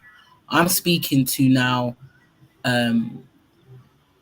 The people we put in them spaces, what needs to be developed, what structures, what institutions we need to create to develop these type of characters, so we can if we was to hold them spaces. Yeah, I'm talking about purpose and character development and those type of things. I'm saying that it comes out of a structure and an order, but everybody has a purpose. So I'm saying that no one's job, it's not about fight what's it, fighting to see who's the fittest, fighting to the end, and yeah, all right, you're the best one because you did beat up everybody. I'm not saying that's what Baba IC3 was saying, but I'm saying that it's not that mentality. I'm saying that African Okay, I must liberation have. is about everyone fulfilling their purpose, everyone's role being very important. So if there's a main person who's representing us on a international level or in the mainstream or whatever, I'm saying his whole team behind him is as important as him. So I'm saying that the person who is managing him and has to do the administrative work, that person's role is extremely important because it's a very powerful position. And I'm saying that there's just so many powerful positions in that when you're creating that. So Baba IC3 saying that that's a given in whatever organization, and I'm saying that, well, no, it depends on the purpose of that organization, the culture of that organization, the intention of it, and that speaks to the character of it. So I'm saying that in Western structure, everybody is indispensable. There is no real structure in that way. There's a structure and order which helps them tick and move around and make sure they keep their system running to their benefit. But I'm saying it's not based on character and honor and respect. And do you get me? These things are not a prerequisite. They're not fulfilling purpose. They're fulfilling what they've been educated to do. They're fulfilling their purpose of survival in their Oh, right, barbaric okay, yeah. way. Sorry, then Okay, it let me must see have if I understand what developed you're way saying. more. Will not Sorry, their I model. popped out. All over the place, you're a saint. Am I making sense? Let me see if I understand what you're saying. Just that I popped out and then came back, so it must have developed way more than where I was at. So sorry. I'll try and catch up. Oh, sorry. Kel, am I making sense? Yeah, it's just that I was just gonna exact what you were saying. We got different roles. That was like that in the African ancient times, but at the same time, we do have to teach the youth and the adults how to be charismatic. And what I was going to tell the elder is that studying our African freedom fighters, who was their enemy and who was the hero. For example, both of them are my heroes, but I'm more lean towards the Honorable Marcus Garvey as it pertains to W. Du Bois. Understanding that, you see that there, because regardless of the institution, whether it's organized or not, elder, the feeling of egotisticness comes into us as a people. Why am I not getting the limelight? Why is he being spoken about? Why is she always favored? This thing has been very dangerous when it comes to our people. Yes. It got Patrice Lumumba assassinated by Mobutu. See what I'm trying to explain to you? So Sister Sankara is very Sankofa, so is very correct that you do need a charismatic understanding of let them have the limelight while you're controlling the back. Very important. Okay. Very important. Go on, brother. Let me add to that as well. That's something you have to be very aware of. The whole jealousy aspect, and also the divide and conquer in the sense of like, you might be going to a certain panel and you might have the same kind of ideology as another brother or sister, and then someone who's opposite might say, "Oh well, the other brother said it's so much more better than you," and then so you have to be very wary of that, of certain things like that. And always try to prop up each other on the things we do well, and also be aware of the jealousy that might be in people you're trying to help and stuff. Like when I was at Speaker's Corner, something I noticed is there will be people come up to me, and it very quickly came. It isn't necessarily about what I'm talking about. It's the fact that I'm doing it, and who do I think I am to do it, and do I think? Oh, right, okay, right, yeah, jealousy, human nature. Yeah. So you want to try to, and when that usually happens, what that is that tends to be the person who's talking to you might have low self-esteem and low confidence, and trying to establish what they do that's really good and highlight to them so they're aware that more than one person can be talented and more than one person can do stuff of a remarkable nature, right? And there's remarkableness in them if if they allow themselves to see it. But I also wanted to add when Sister Sankofa was talking about Louis Farrakhan and optics and stuff, and he went onto a show on his own, but I think he went to Donahue 2 times. And I think on the first time he went, he went back and he complained and said, next time I come on, can you actually half the audience, so half of them are people who actually want to hear me speak, and the other half can be because and I've got it here funny enough. Maybe we can watch 1 minute of it, saying, but his thing was so even when we talk about the optics of having multiple black people on the show, they might fight. Even if you get a singular black person, even if it's like an audience-based show, then you might still get an optics that doesn't necessarily work in our best interest. So what I'll do now, just for 17 seconds, whatever. Let me see if I can. Just want to say one thing for Raven. Another political strategy tactic that we should use, instead of praising the leader as you per se, praise the organization instead. Of course, that's right. That will limit the egoness, that will limit the limelight. Praise the organization, that will remove the burden of the praise, and it will relinquish the jealousy as well as the arrogance. Praise the organization. That strategy the youth need to understand. That's a perfect, great strategy. Absolutely. And not just that you're praising the organization, because you are seeing tangible things. So that's why you're not praising the organization for organization's sake. Do you understand? It's a collective work. And that's the point that you're trying to always emphasize. Of course. This is not here because of one person. We are all important.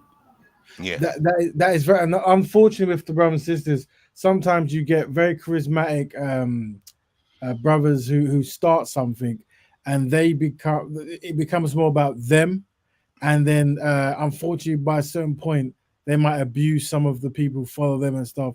So that's why institutions, codes and stuff, things that people can be held accountable and this kind of stuff is very important. That's right. And unfortunately many brothers and sisters they might go through life not really being propped up in certain kinds of way, and when they do, it might go to their head because they're not used to that kind of recognition. So it's something you have to manage. But let us watch 5 minutes of this with him. This is when Farrakhan first went on Donahue. Minister Louis Farrakhan. Who is he and why is he saying all those things? Ask him on our next Donahue. He isn't playing.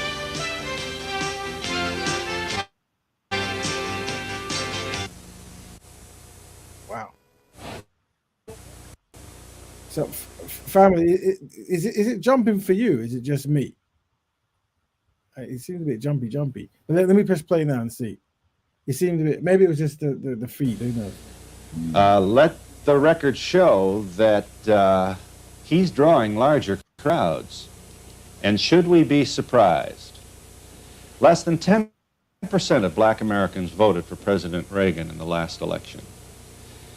Should we be surprised that people of color feel perhaps more than they have in a long time a certain alienation from mainstream America? Nobody's here to say that they could ever have claimed total participation, but it does seem to be worse now.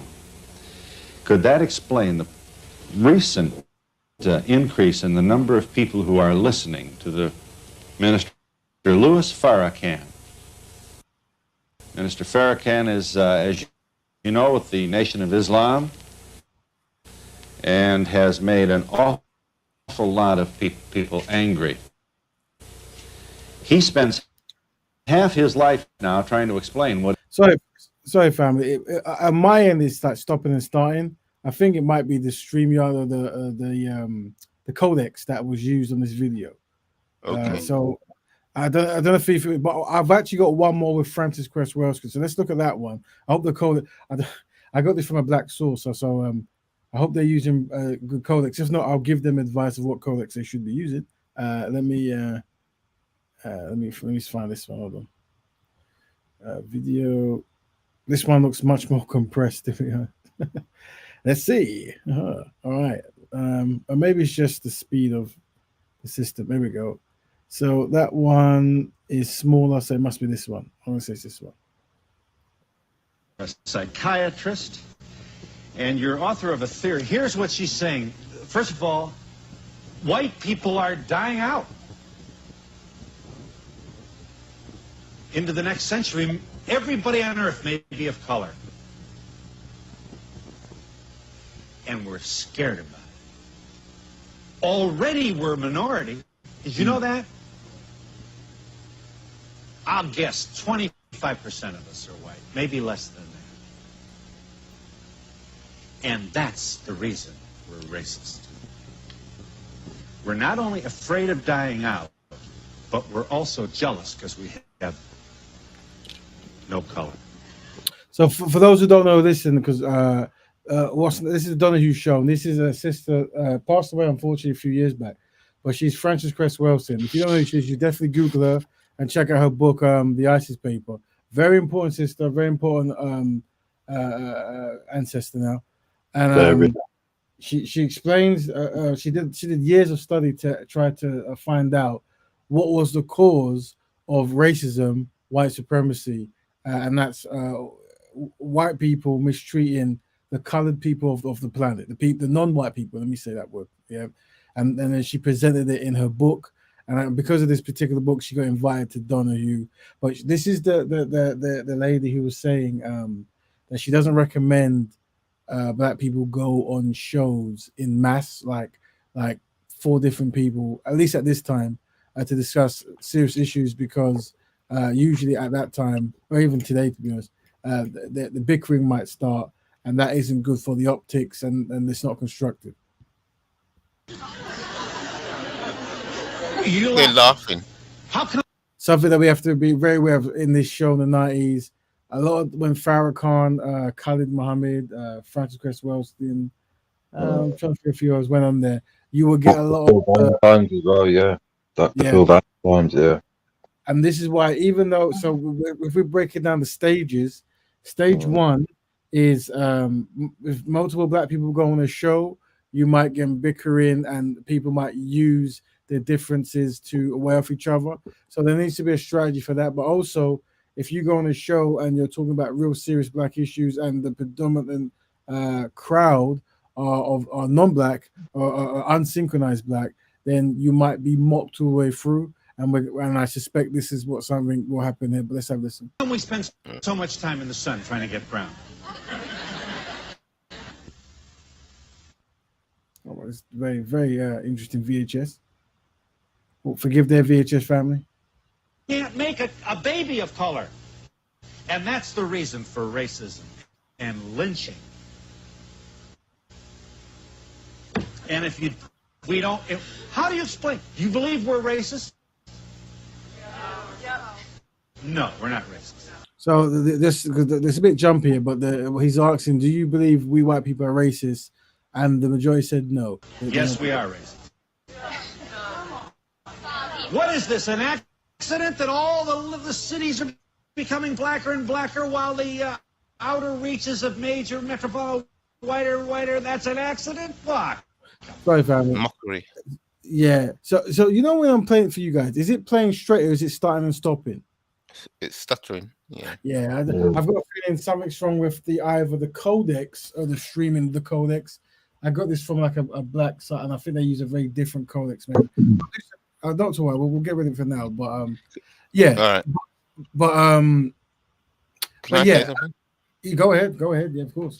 Yeah, I think Neely Fuller, I personally think he's the master of this, because he basically says, don't make statements, because you in a system of white supremacy, only the white people can make a statement and say that is true. So he always says, stay in the question lane. The only statement he makes is that there is something called white supremacy. And he says that is either true or it is not true.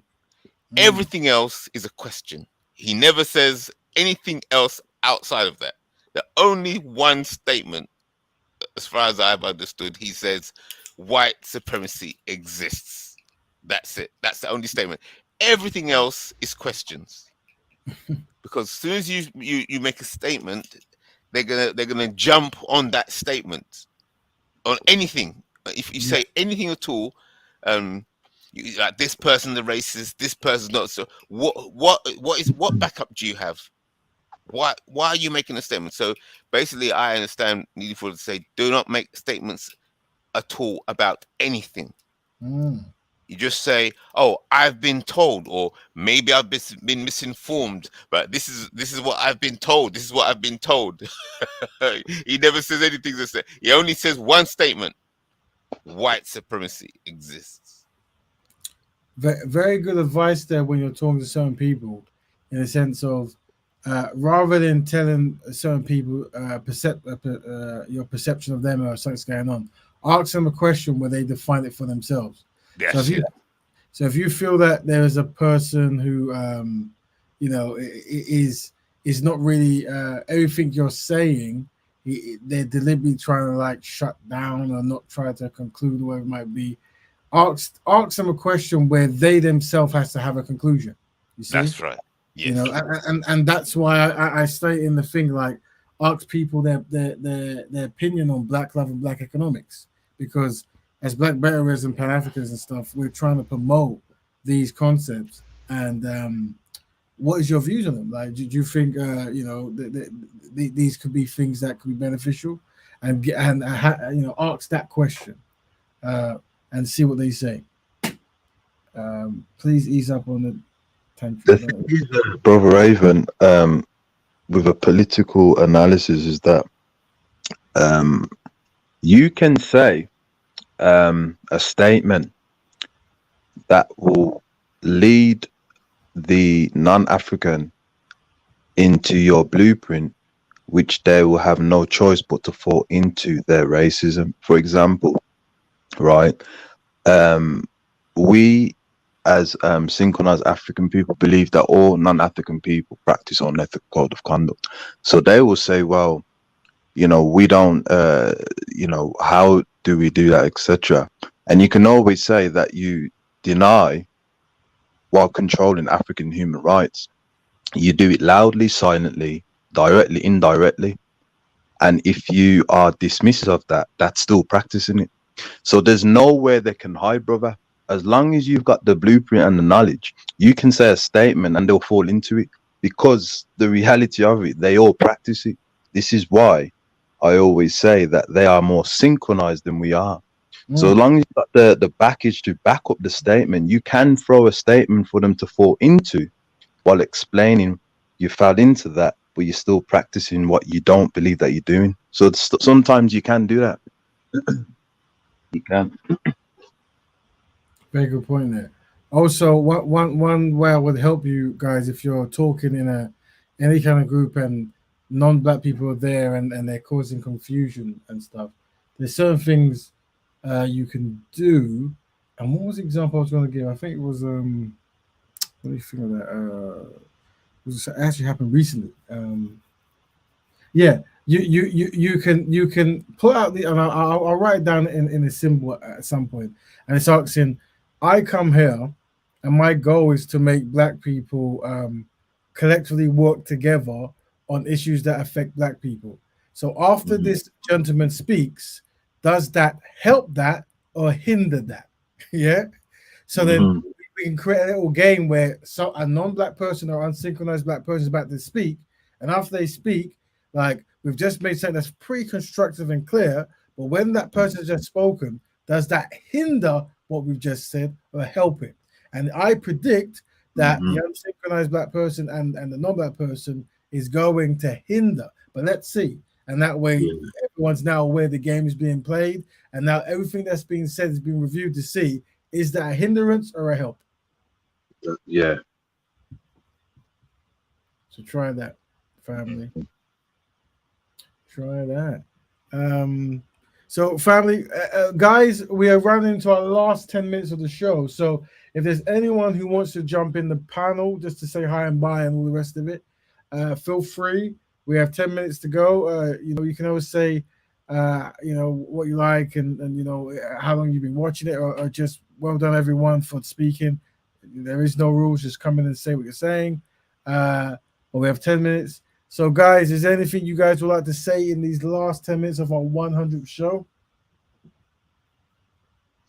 Yeah, I would say that Stoicism with the correct African consciousness, the ability to work on and understand your dopamines, how you react to wherever you are in a religion or whatever types of label that you're in, and being able to control your dopamines toward that, because it will be used. Working on that in Stoicism never allowed the non-African or the unsynchronized African to make you focus on things which you have a desire for. It will be used against you. You have to kill that desire as though you are numb in order to deliver the message of synchronization. And to me, that's one of the best advice that I could give to the youth. That's all I got to say. Can I just quickly see with this thing about question and statement? I think we disagree with each other here. I think it's something that should be cleared up. New always says, stay in the question lane. Don't make statements, because that's what they'll come. That's what they can hook on to, and generate these dopamines or whatever, and play with you. So, like the Rat Raven's statement, black people are collectively inadequate. That's just the one statement. And it's the same thing as, that's it. Then everything else, it should be questions after that. Yes. Yeah. So that statement, black people are collectively inadequate. Right. That's the statement. So if they try and jump in and attack that, it's like they just fall over. It's Lady Fuller says, white supremacy exists, white supremacy. It's like if you try and go against that, it's just one point that's so strong. See, black people are collectively inadequate. You may feel offended by that, but when it's just a statement. It's just there's nothing more to add to it. It's just there. It's strong, and then from there you spin into questions. Well, is it true or is it not? Let's question everything to find out, is that statement true or not? The thing is, Alda, the reason why that's going to be very tricky on the psychological level is that human beings are very clever with predictable patterns. Okay. And it's very important that you mix and not to be too predictable when you're dialoguing with non-African people and unsynchronized Africans, as it pertains to showing our people that they are unsynchronized, and these people practice racism. Question is predictable. You have to mix it up, a statement to get a reaction. Then you can do a political analysis of how other people are reacting to that. Then you can find out, okay, that person is more persuasive to make that person, non-African person, to get strong in what he says. Sometimes a question there, a statement, or even a little bit of a silence, right? Because we are very clever at calculation, you see, and we want to be able to teach those around us as well as ourselves that wherever that person goes, you can attack them that way, and that way, and that way. In other words, you are put a block and they can't go nowhere. That is how we have to be with political science. But if you just question after the statement, it's a predictable pattern. Oh, well, I don't believe in that, and then you don't get anything out of it. You have to mix it up. It's psychology, because racism is based on psychological tactics. That makes sense. So the statement, your statement then, is that black people are unsynchronized. Yeah. Or is this statement here? Black people are unsynchronized with black betterment, or black people are unsynchronized. Two different statements there. Yeah. Which one is it? Which one is it? What is your statement? What is your angle? Let me hear your statement of truth, or give me one of your statements of truth. It's not so much just, it's both of them is correct as a statement, because whenever you say that black people unsynchronized or black people inadequate, it's gonna cause an emotional reaction, guarantee. You see, right, yeah. When they've done that, right, then you can either use your blueprint, or, as what you and Brother Raven saying, ask them, oh, why do you disagree with that?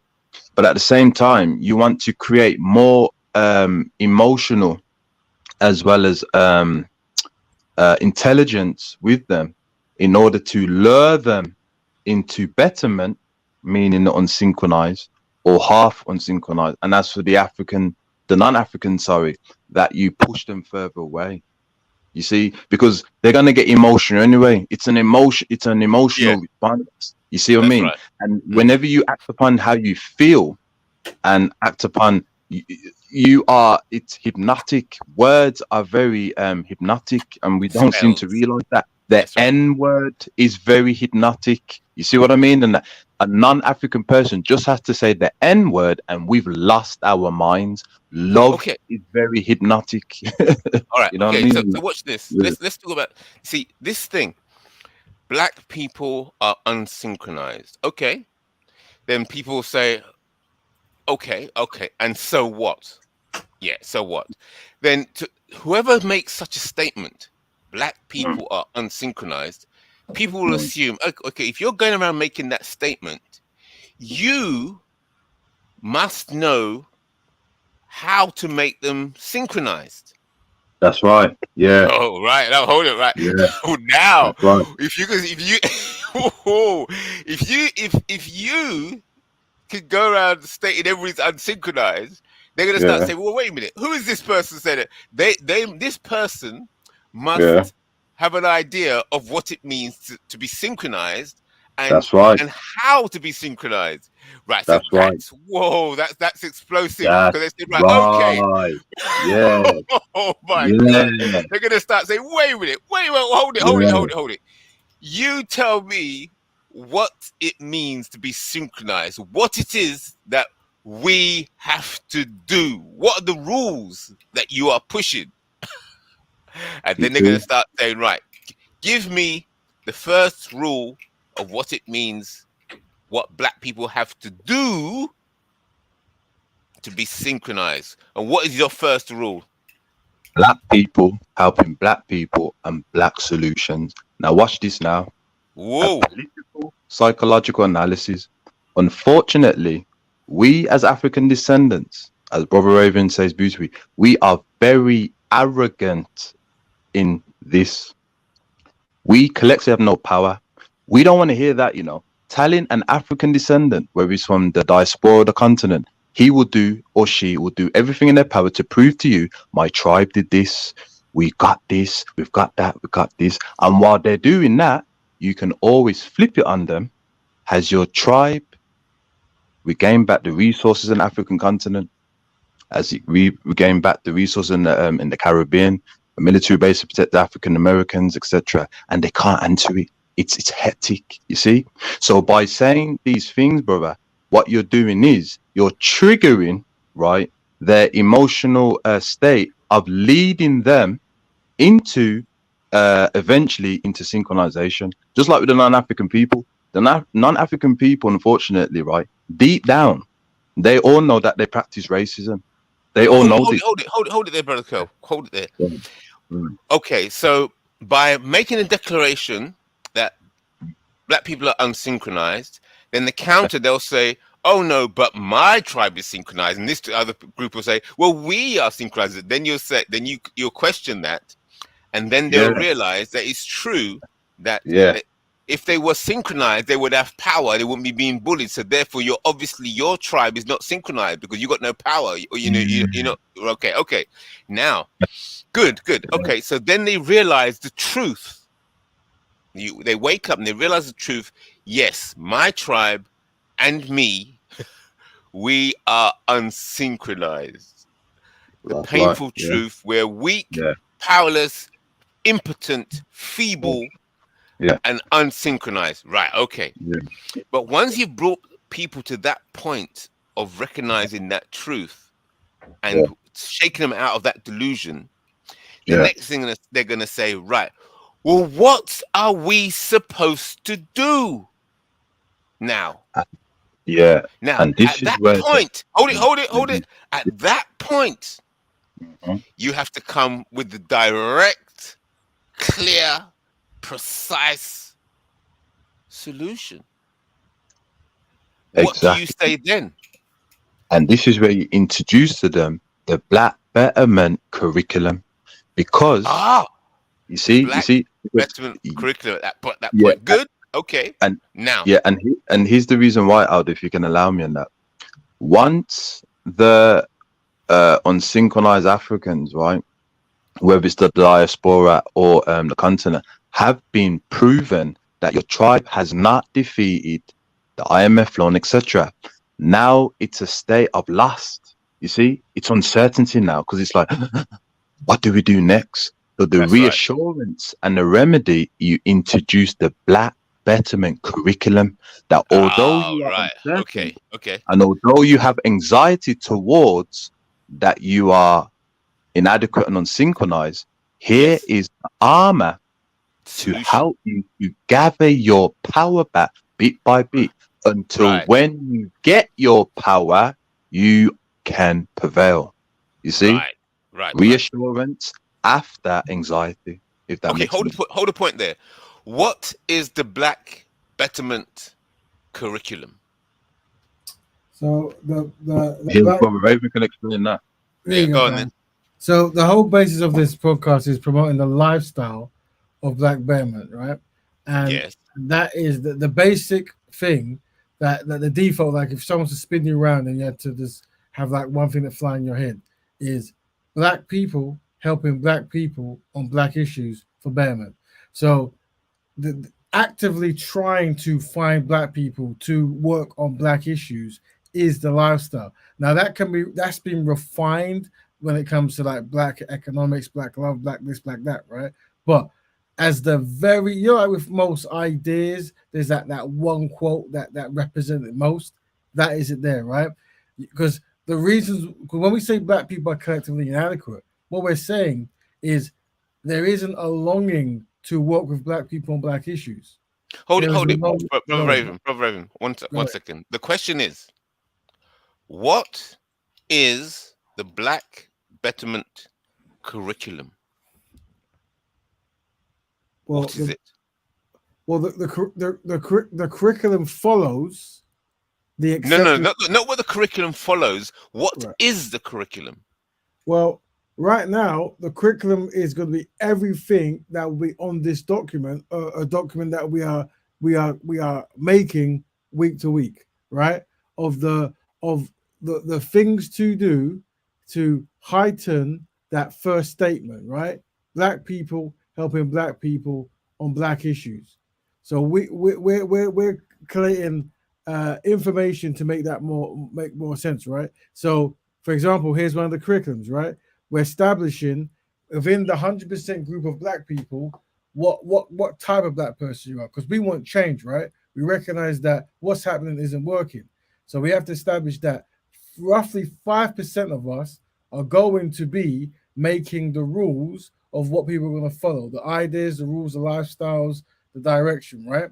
And then 30% are going to action it, right? So this is the curriculum, yeah? So when you are practicing Black Betterment, you're establishing which one are you? Are you going to be the person who comes up with the ideas? Or are you going to be the person who actions the ideas that people come up with, right?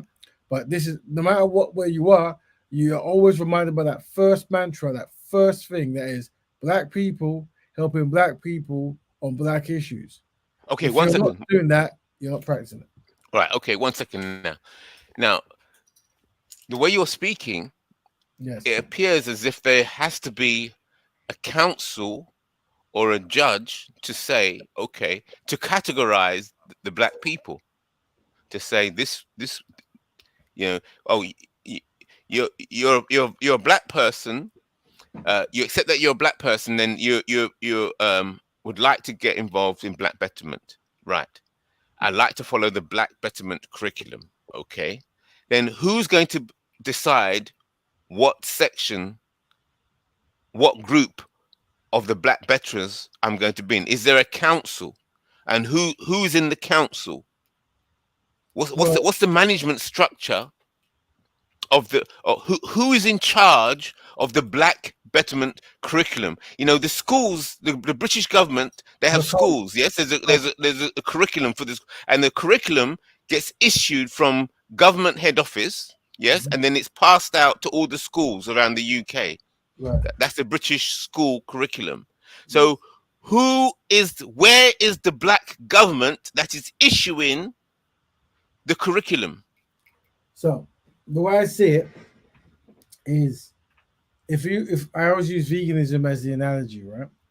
With veganism, there are curriculum. Something pronouncing say word again. I'm starting to sleep, bro. There are curriculums. You can tell hiccup in there. Yeah. Curriculum. That's right. It's like saying banana. Curriculum. Yeah. There you go. Yeah.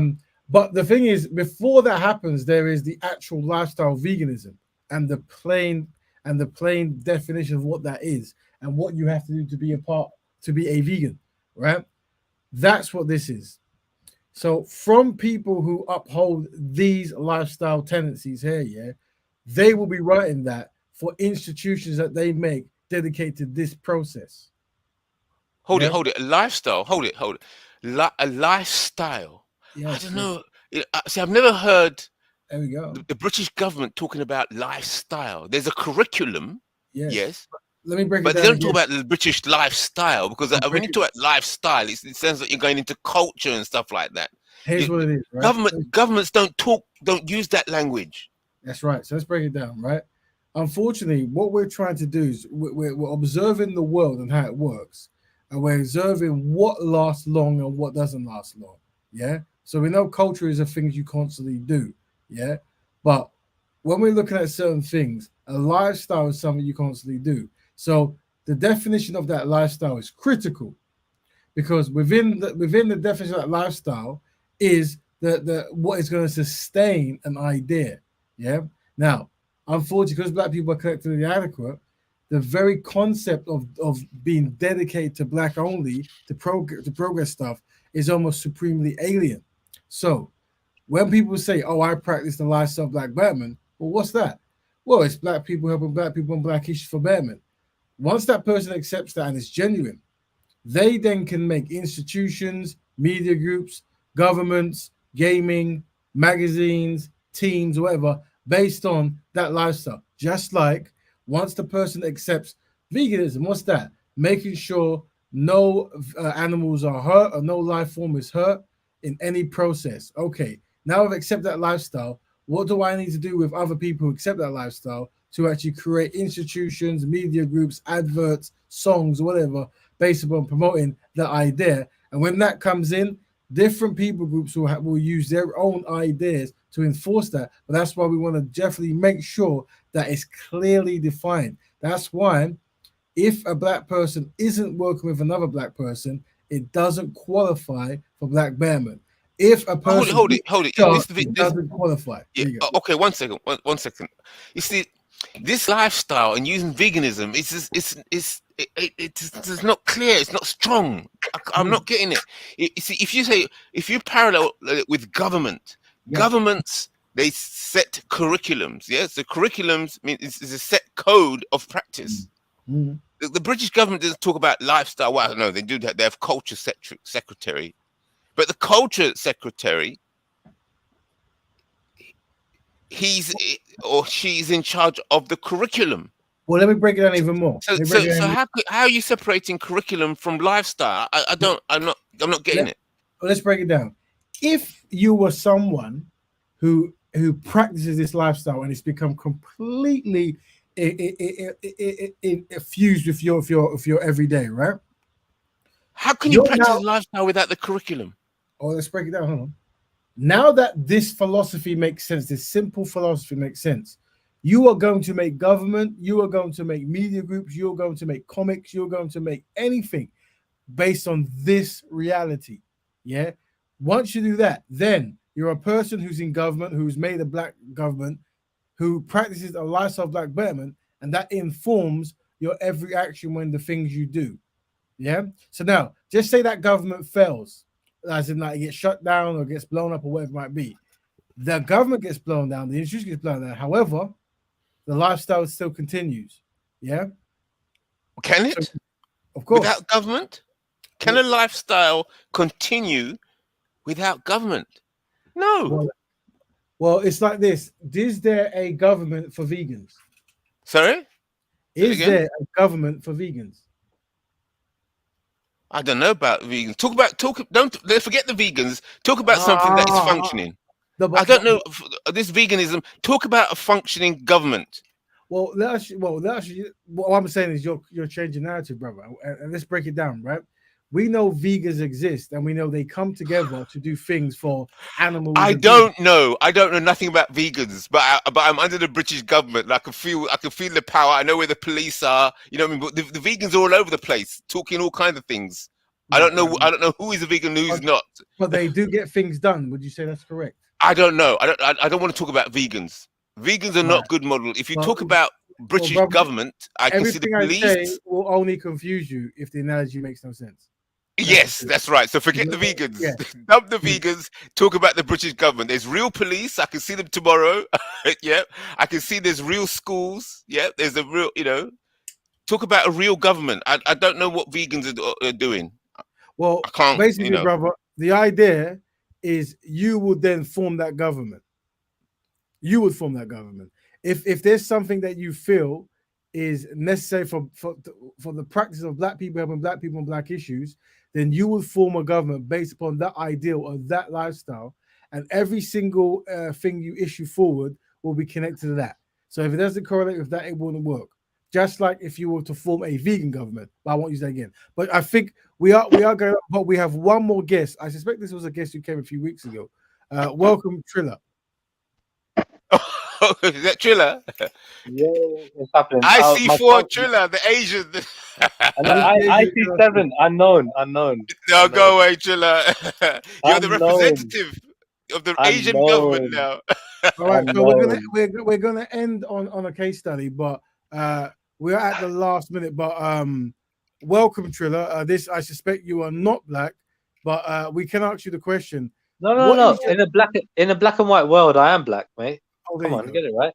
Excellent. Thank you very much. Thank you very much.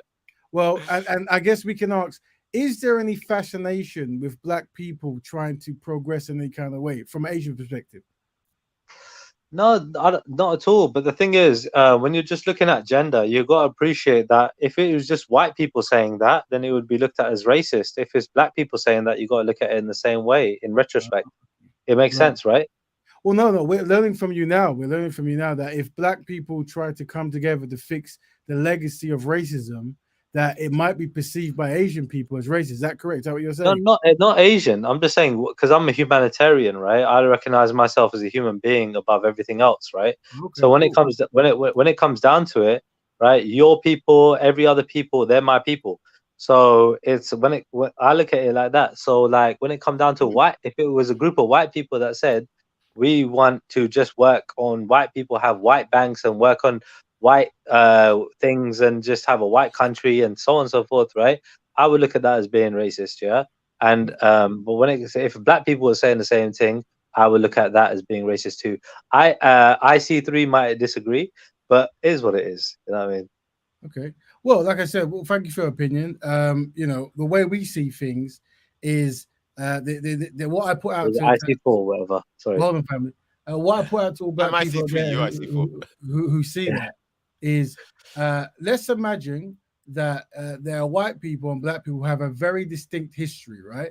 Now, the mass history of European white people is, unfortunately, when they interact with people of African descent, it was enslavement and colonization and devastation, right? It's a massive thing that has been globally reported, and the legacy is still continuing today. Now, at a certain point, those Europeans have said, you know what, right? We need to maybe not do this anymore or as much. So we're going to try to change certain ways of operating. And one of those ways is to not do things based upon race, right? That makes sense. Now, what I tell black people is that's a great solution for the white person, you see, because they have dominated for so long and they have many of the resources. So it makes sense that they don't look for other white people to build with. Let's build with everyone. However, okay. let me finish, and you can jump in. Using as a case study to teach black people. But with black people, because we have been victims of that 400 years of mistreatment and so many other things, that we have to have a different program. So while Europeans are working on fixing the world, that includes Asians, Chinese, and blacks, black people focus on blacks. So that way, everyone at some point becomes on an equal footing because we're all playing our part. That's what I tell black people. Okay. Firstly, I think it's more than 400 years. Secondly, when it comes down to, I agree on the point that if you're trying to make black people aware that certain ethnic minorities, right, might mistreat you from certain countries, right? Meaning, if you go to that country, you might be mistreated, right? I agree that you should make people aware of that, right? I think that's a good thing. So when it comes down to it, like, I disagree on the point though of when it comes down to Asians, right, and this and that, because that's such a big word, right? I'm from an Indian background, and when it comes down to it, I haven't been to the whole of India. Going to different parts of India, right, all the different states, you're going to be treated differently in all those places. Even if I'm an Indian from the north, right, like me, I'm born in the UK, I'm going to be treated differently coming to India, even if I go back to my parents' hometown, right, compared to an Indian that was born and bred there. And when it comes down to me going to different states, being from, if I was born there, being from the north of Punjab, I would be mistreated in other states of India, you know what I mean? And this and that. And then let alone the rest of Asia when it comes to Japan, China, Thailand, all these other countries, bro, you know what I mean? They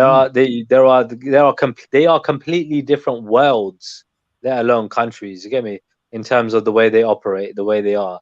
You know, yes, we're all human beings, but definitely, like, end of the day, it doesn't mean we can't intermix. There are black people living in China. There are black people everywhere around the world. The same as that there are Sikhs around the world.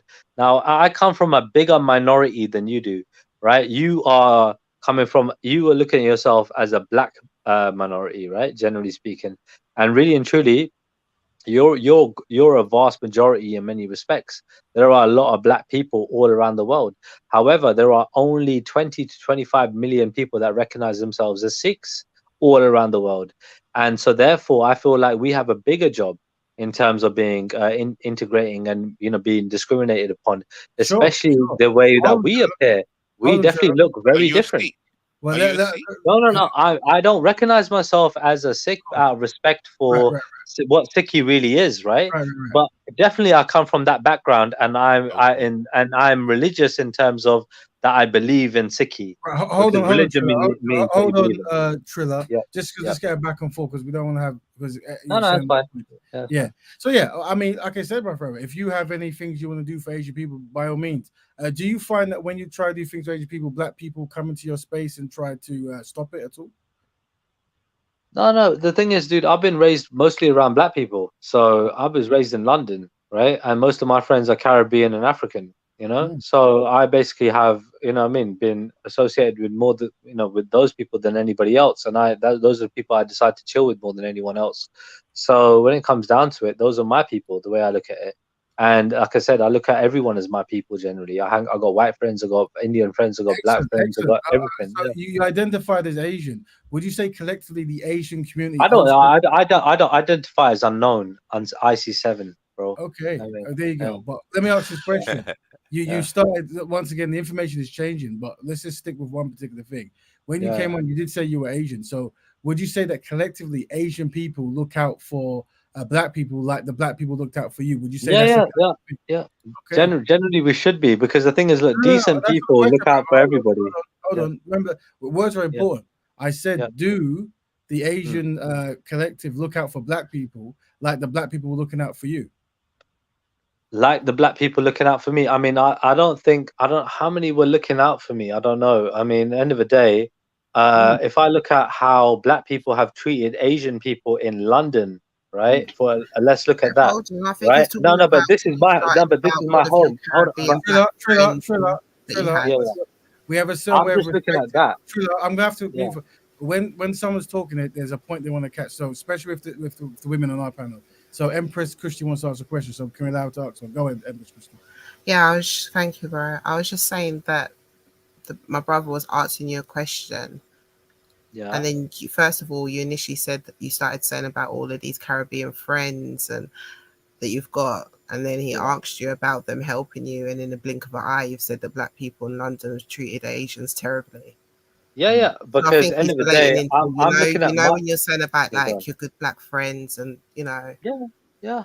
I think it's talking in relation I've got very few friends, right? Firstly, when it comes down to me, right, in terms of the ones that I've kept, like growing up with, right, when you're young, right, you just have a lot of friends, and as you get older, you really and truly see who your real friends are.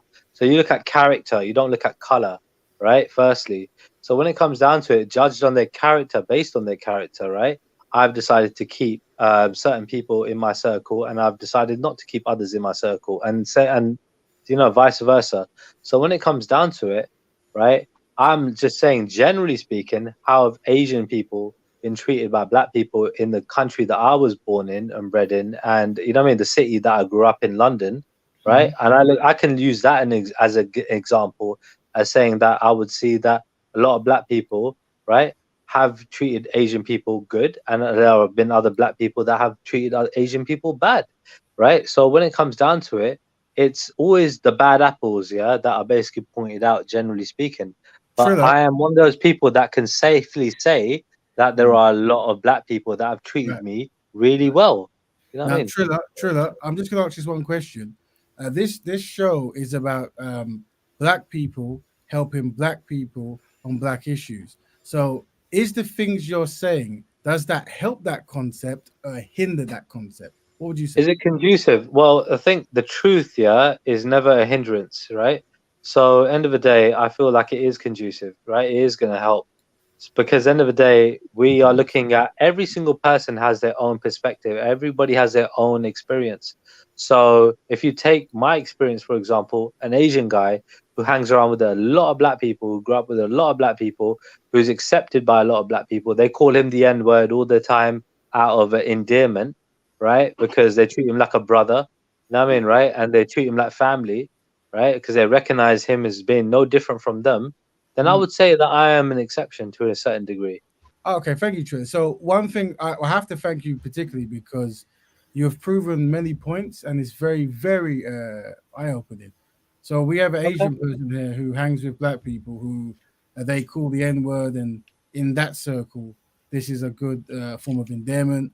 So once again, we've seen unsynchronized black people who haven't really been around any kind of conscious body, whatever. And also there is an entitlement and a propping up where they're making Asian people feel that they can step into constructive conscious black circles to try to steer away dedication to black betterment. You realize that there is no real answer when asks about their help or hindrance. So I say there is, bro. Black betterment doesn't make sense. Yeah, is human betterment. It doesn't make sense. Black betterment is nothing compared to human betterment, right? Because we should be looking out for the whole human race, not just one race. What gives you the right to come onto a show that says black betterment to black people? I'm trying to. Can I finish a sentence? Trilla, you have my brother's already advised you. I know it might be rare to you, but on here we value people's opinion. If there are women, if there's women talking, they're allowed to speak up in here. You mean a human being? No. So I've just removed him from the stream. I did actually wanted to ask him I did, because he was talking about truth. I did want to ask him, what is the appeal of coming on? Because it's like he never. Oh, okay. So I was actually going to ask you, Trilla. You was talking about the truth. So I wanted to ask you, as an Asian man, what is the appeal for? Do you think, as an Asian man, that we are consistently seeing that people outside of our race feel the right to not only engage, be a part of, but then think that they need to put their input, almost dictate the way that we operate? Okay, well, where did you grow up? In London? Can I ask, or did you grow up in England? Were you born in England, or were you born somewhere else? Respectfully, I don't think I need to give that. Okay, cool. I'm assuming that you were born here. Because I was born here, but my background in terms of where my parents were born is different. I feel like we're from the same country, and therefore, right, we're basically in the same environment more than other people can understand. I mean, in terms of like somebody coming from outside to here, right? They won't really understand as well as somebody born here. You know what I mean, right? The way things run, but it doesn't matter what color you are.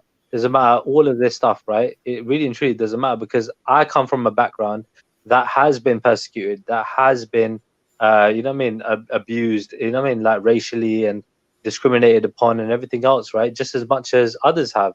So I can definitely relate, to people's hardships. At the same time, I can see the beauty in terms of like, how many good white people there are that have treated us well. And everything else, and treat us equally, and looked at us as brothers and everything else. So when it comes down to it, like my point before about talking about how good black people have treated me, there have also been, black people that have treated me really, really badly.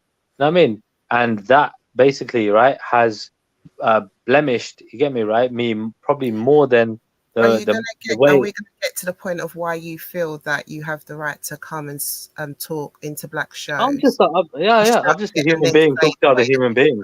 Because all I've got from you is that you just grew up in London. I'm just a human being talking to other human beings. Yeah. Right, because we don't really subscribe to the whole notion of minorities and us. So I don't think that you should be referring, when you're talking about Asian and black people, as us. This is a black betterment show. There could be a blind person and a deaf person. They both experience disability, but you won't find the blind person going into a deaf person's meeting and start dictating how they should run their show. Okay, if you consider yourself as an ally, understand that as a minority, we need to sort out our own works accordingly. No, I don't know about ally. Please let the sister finish, Trilla. And respectfully, at least, don't come in and attend our spaces. I want to also say is that I never see us as black people going into other minority spaces, yet alone dictating to them how they should run their space. I saw Raven in Illuminati. That same respect never seems to come back to us. I saw Raven in Illuminati the other day. That's a space for everybody. That's not just a space for what you call it, black people. Illuminati is a black brothers show, correct? No, it's a black guy show, but it's for everybody. That's the end of that. Generally, generally it's for everybody. But when it comes, I'm just going to Yeah. say this. You've given us really good information. Because we're running out of time, I'm just going to remove you from the group just so we can talk about you for a bit. But it's really, I want to thank Talk you. about me. Yeah. Can I just because she said next week. Yeah. So what's interesting about this is it's something that we need to do a case study on. It's the unsynchronized black people. What they're doing, they're allowing non-black people into their spaces, and you see how quickly the mind of domination starts really festering. And also you see how he comes to this place like this where we're trying to be constructive, and he's saying, oh, they call me the N-word, and this is, no doubt he calls it back, who knows. So what I'm trying to show is when Brother Kel's trying to say that, that he's pushing forward, that maybe there should be like a limited amount of time that certain people spend around certain other people, you're seeing probably why that these kind of notions are coming out, you see, because we are empowering non-black people to really think they have a say in black issues. And it's really fascinating. And I'm glad it happened on the 100th show, and it got another case study. Thanks to Empress Kushti for a great question and reasoning. Couldn't have done it better. Big up, sister. Big up. Very, very, very good. But family, we have gone over by 10 minutes, and it is 100 show. So would you guys like to say your last thing before we go, family? Yeah. Okay. Collectively, black people have no friends. That's right. That's right. Yeah, and I say the same as well. I second that. Collectively, black people. I see 3 black people have no friends. There you go. And congratulations on the 100th show. And last but by no means least, Empress Kushti, your last words? Yeah, I definitely agree with what Brother Cal said there. And congratulations on your 100th show. And for many more shows to come. So I just hope it just moves from success to success. And again, it's just a pleasure to be on the panel of all of my brothers on here. And Brother Cal, you're in the wild, wild west, man. Keep that armor. Do you know what I mean? Keep that armor. But yeah. Yeah, till next week. And to everybody that's come through. Let's see. Code, Marley, Chemo, make sure you're subbing, and we want to see you next week, and share the love. Make sure you press like before you go, family. Big up the panel, big up the consistency, and remember, collectively, black people have no friends. We've demonstrated that this wasn't an actual stunt; it was a live thing. But no matter what happens, it's always going to happen. So thank you very much. Hope you have a good weekend, and see you next week. Have a good one.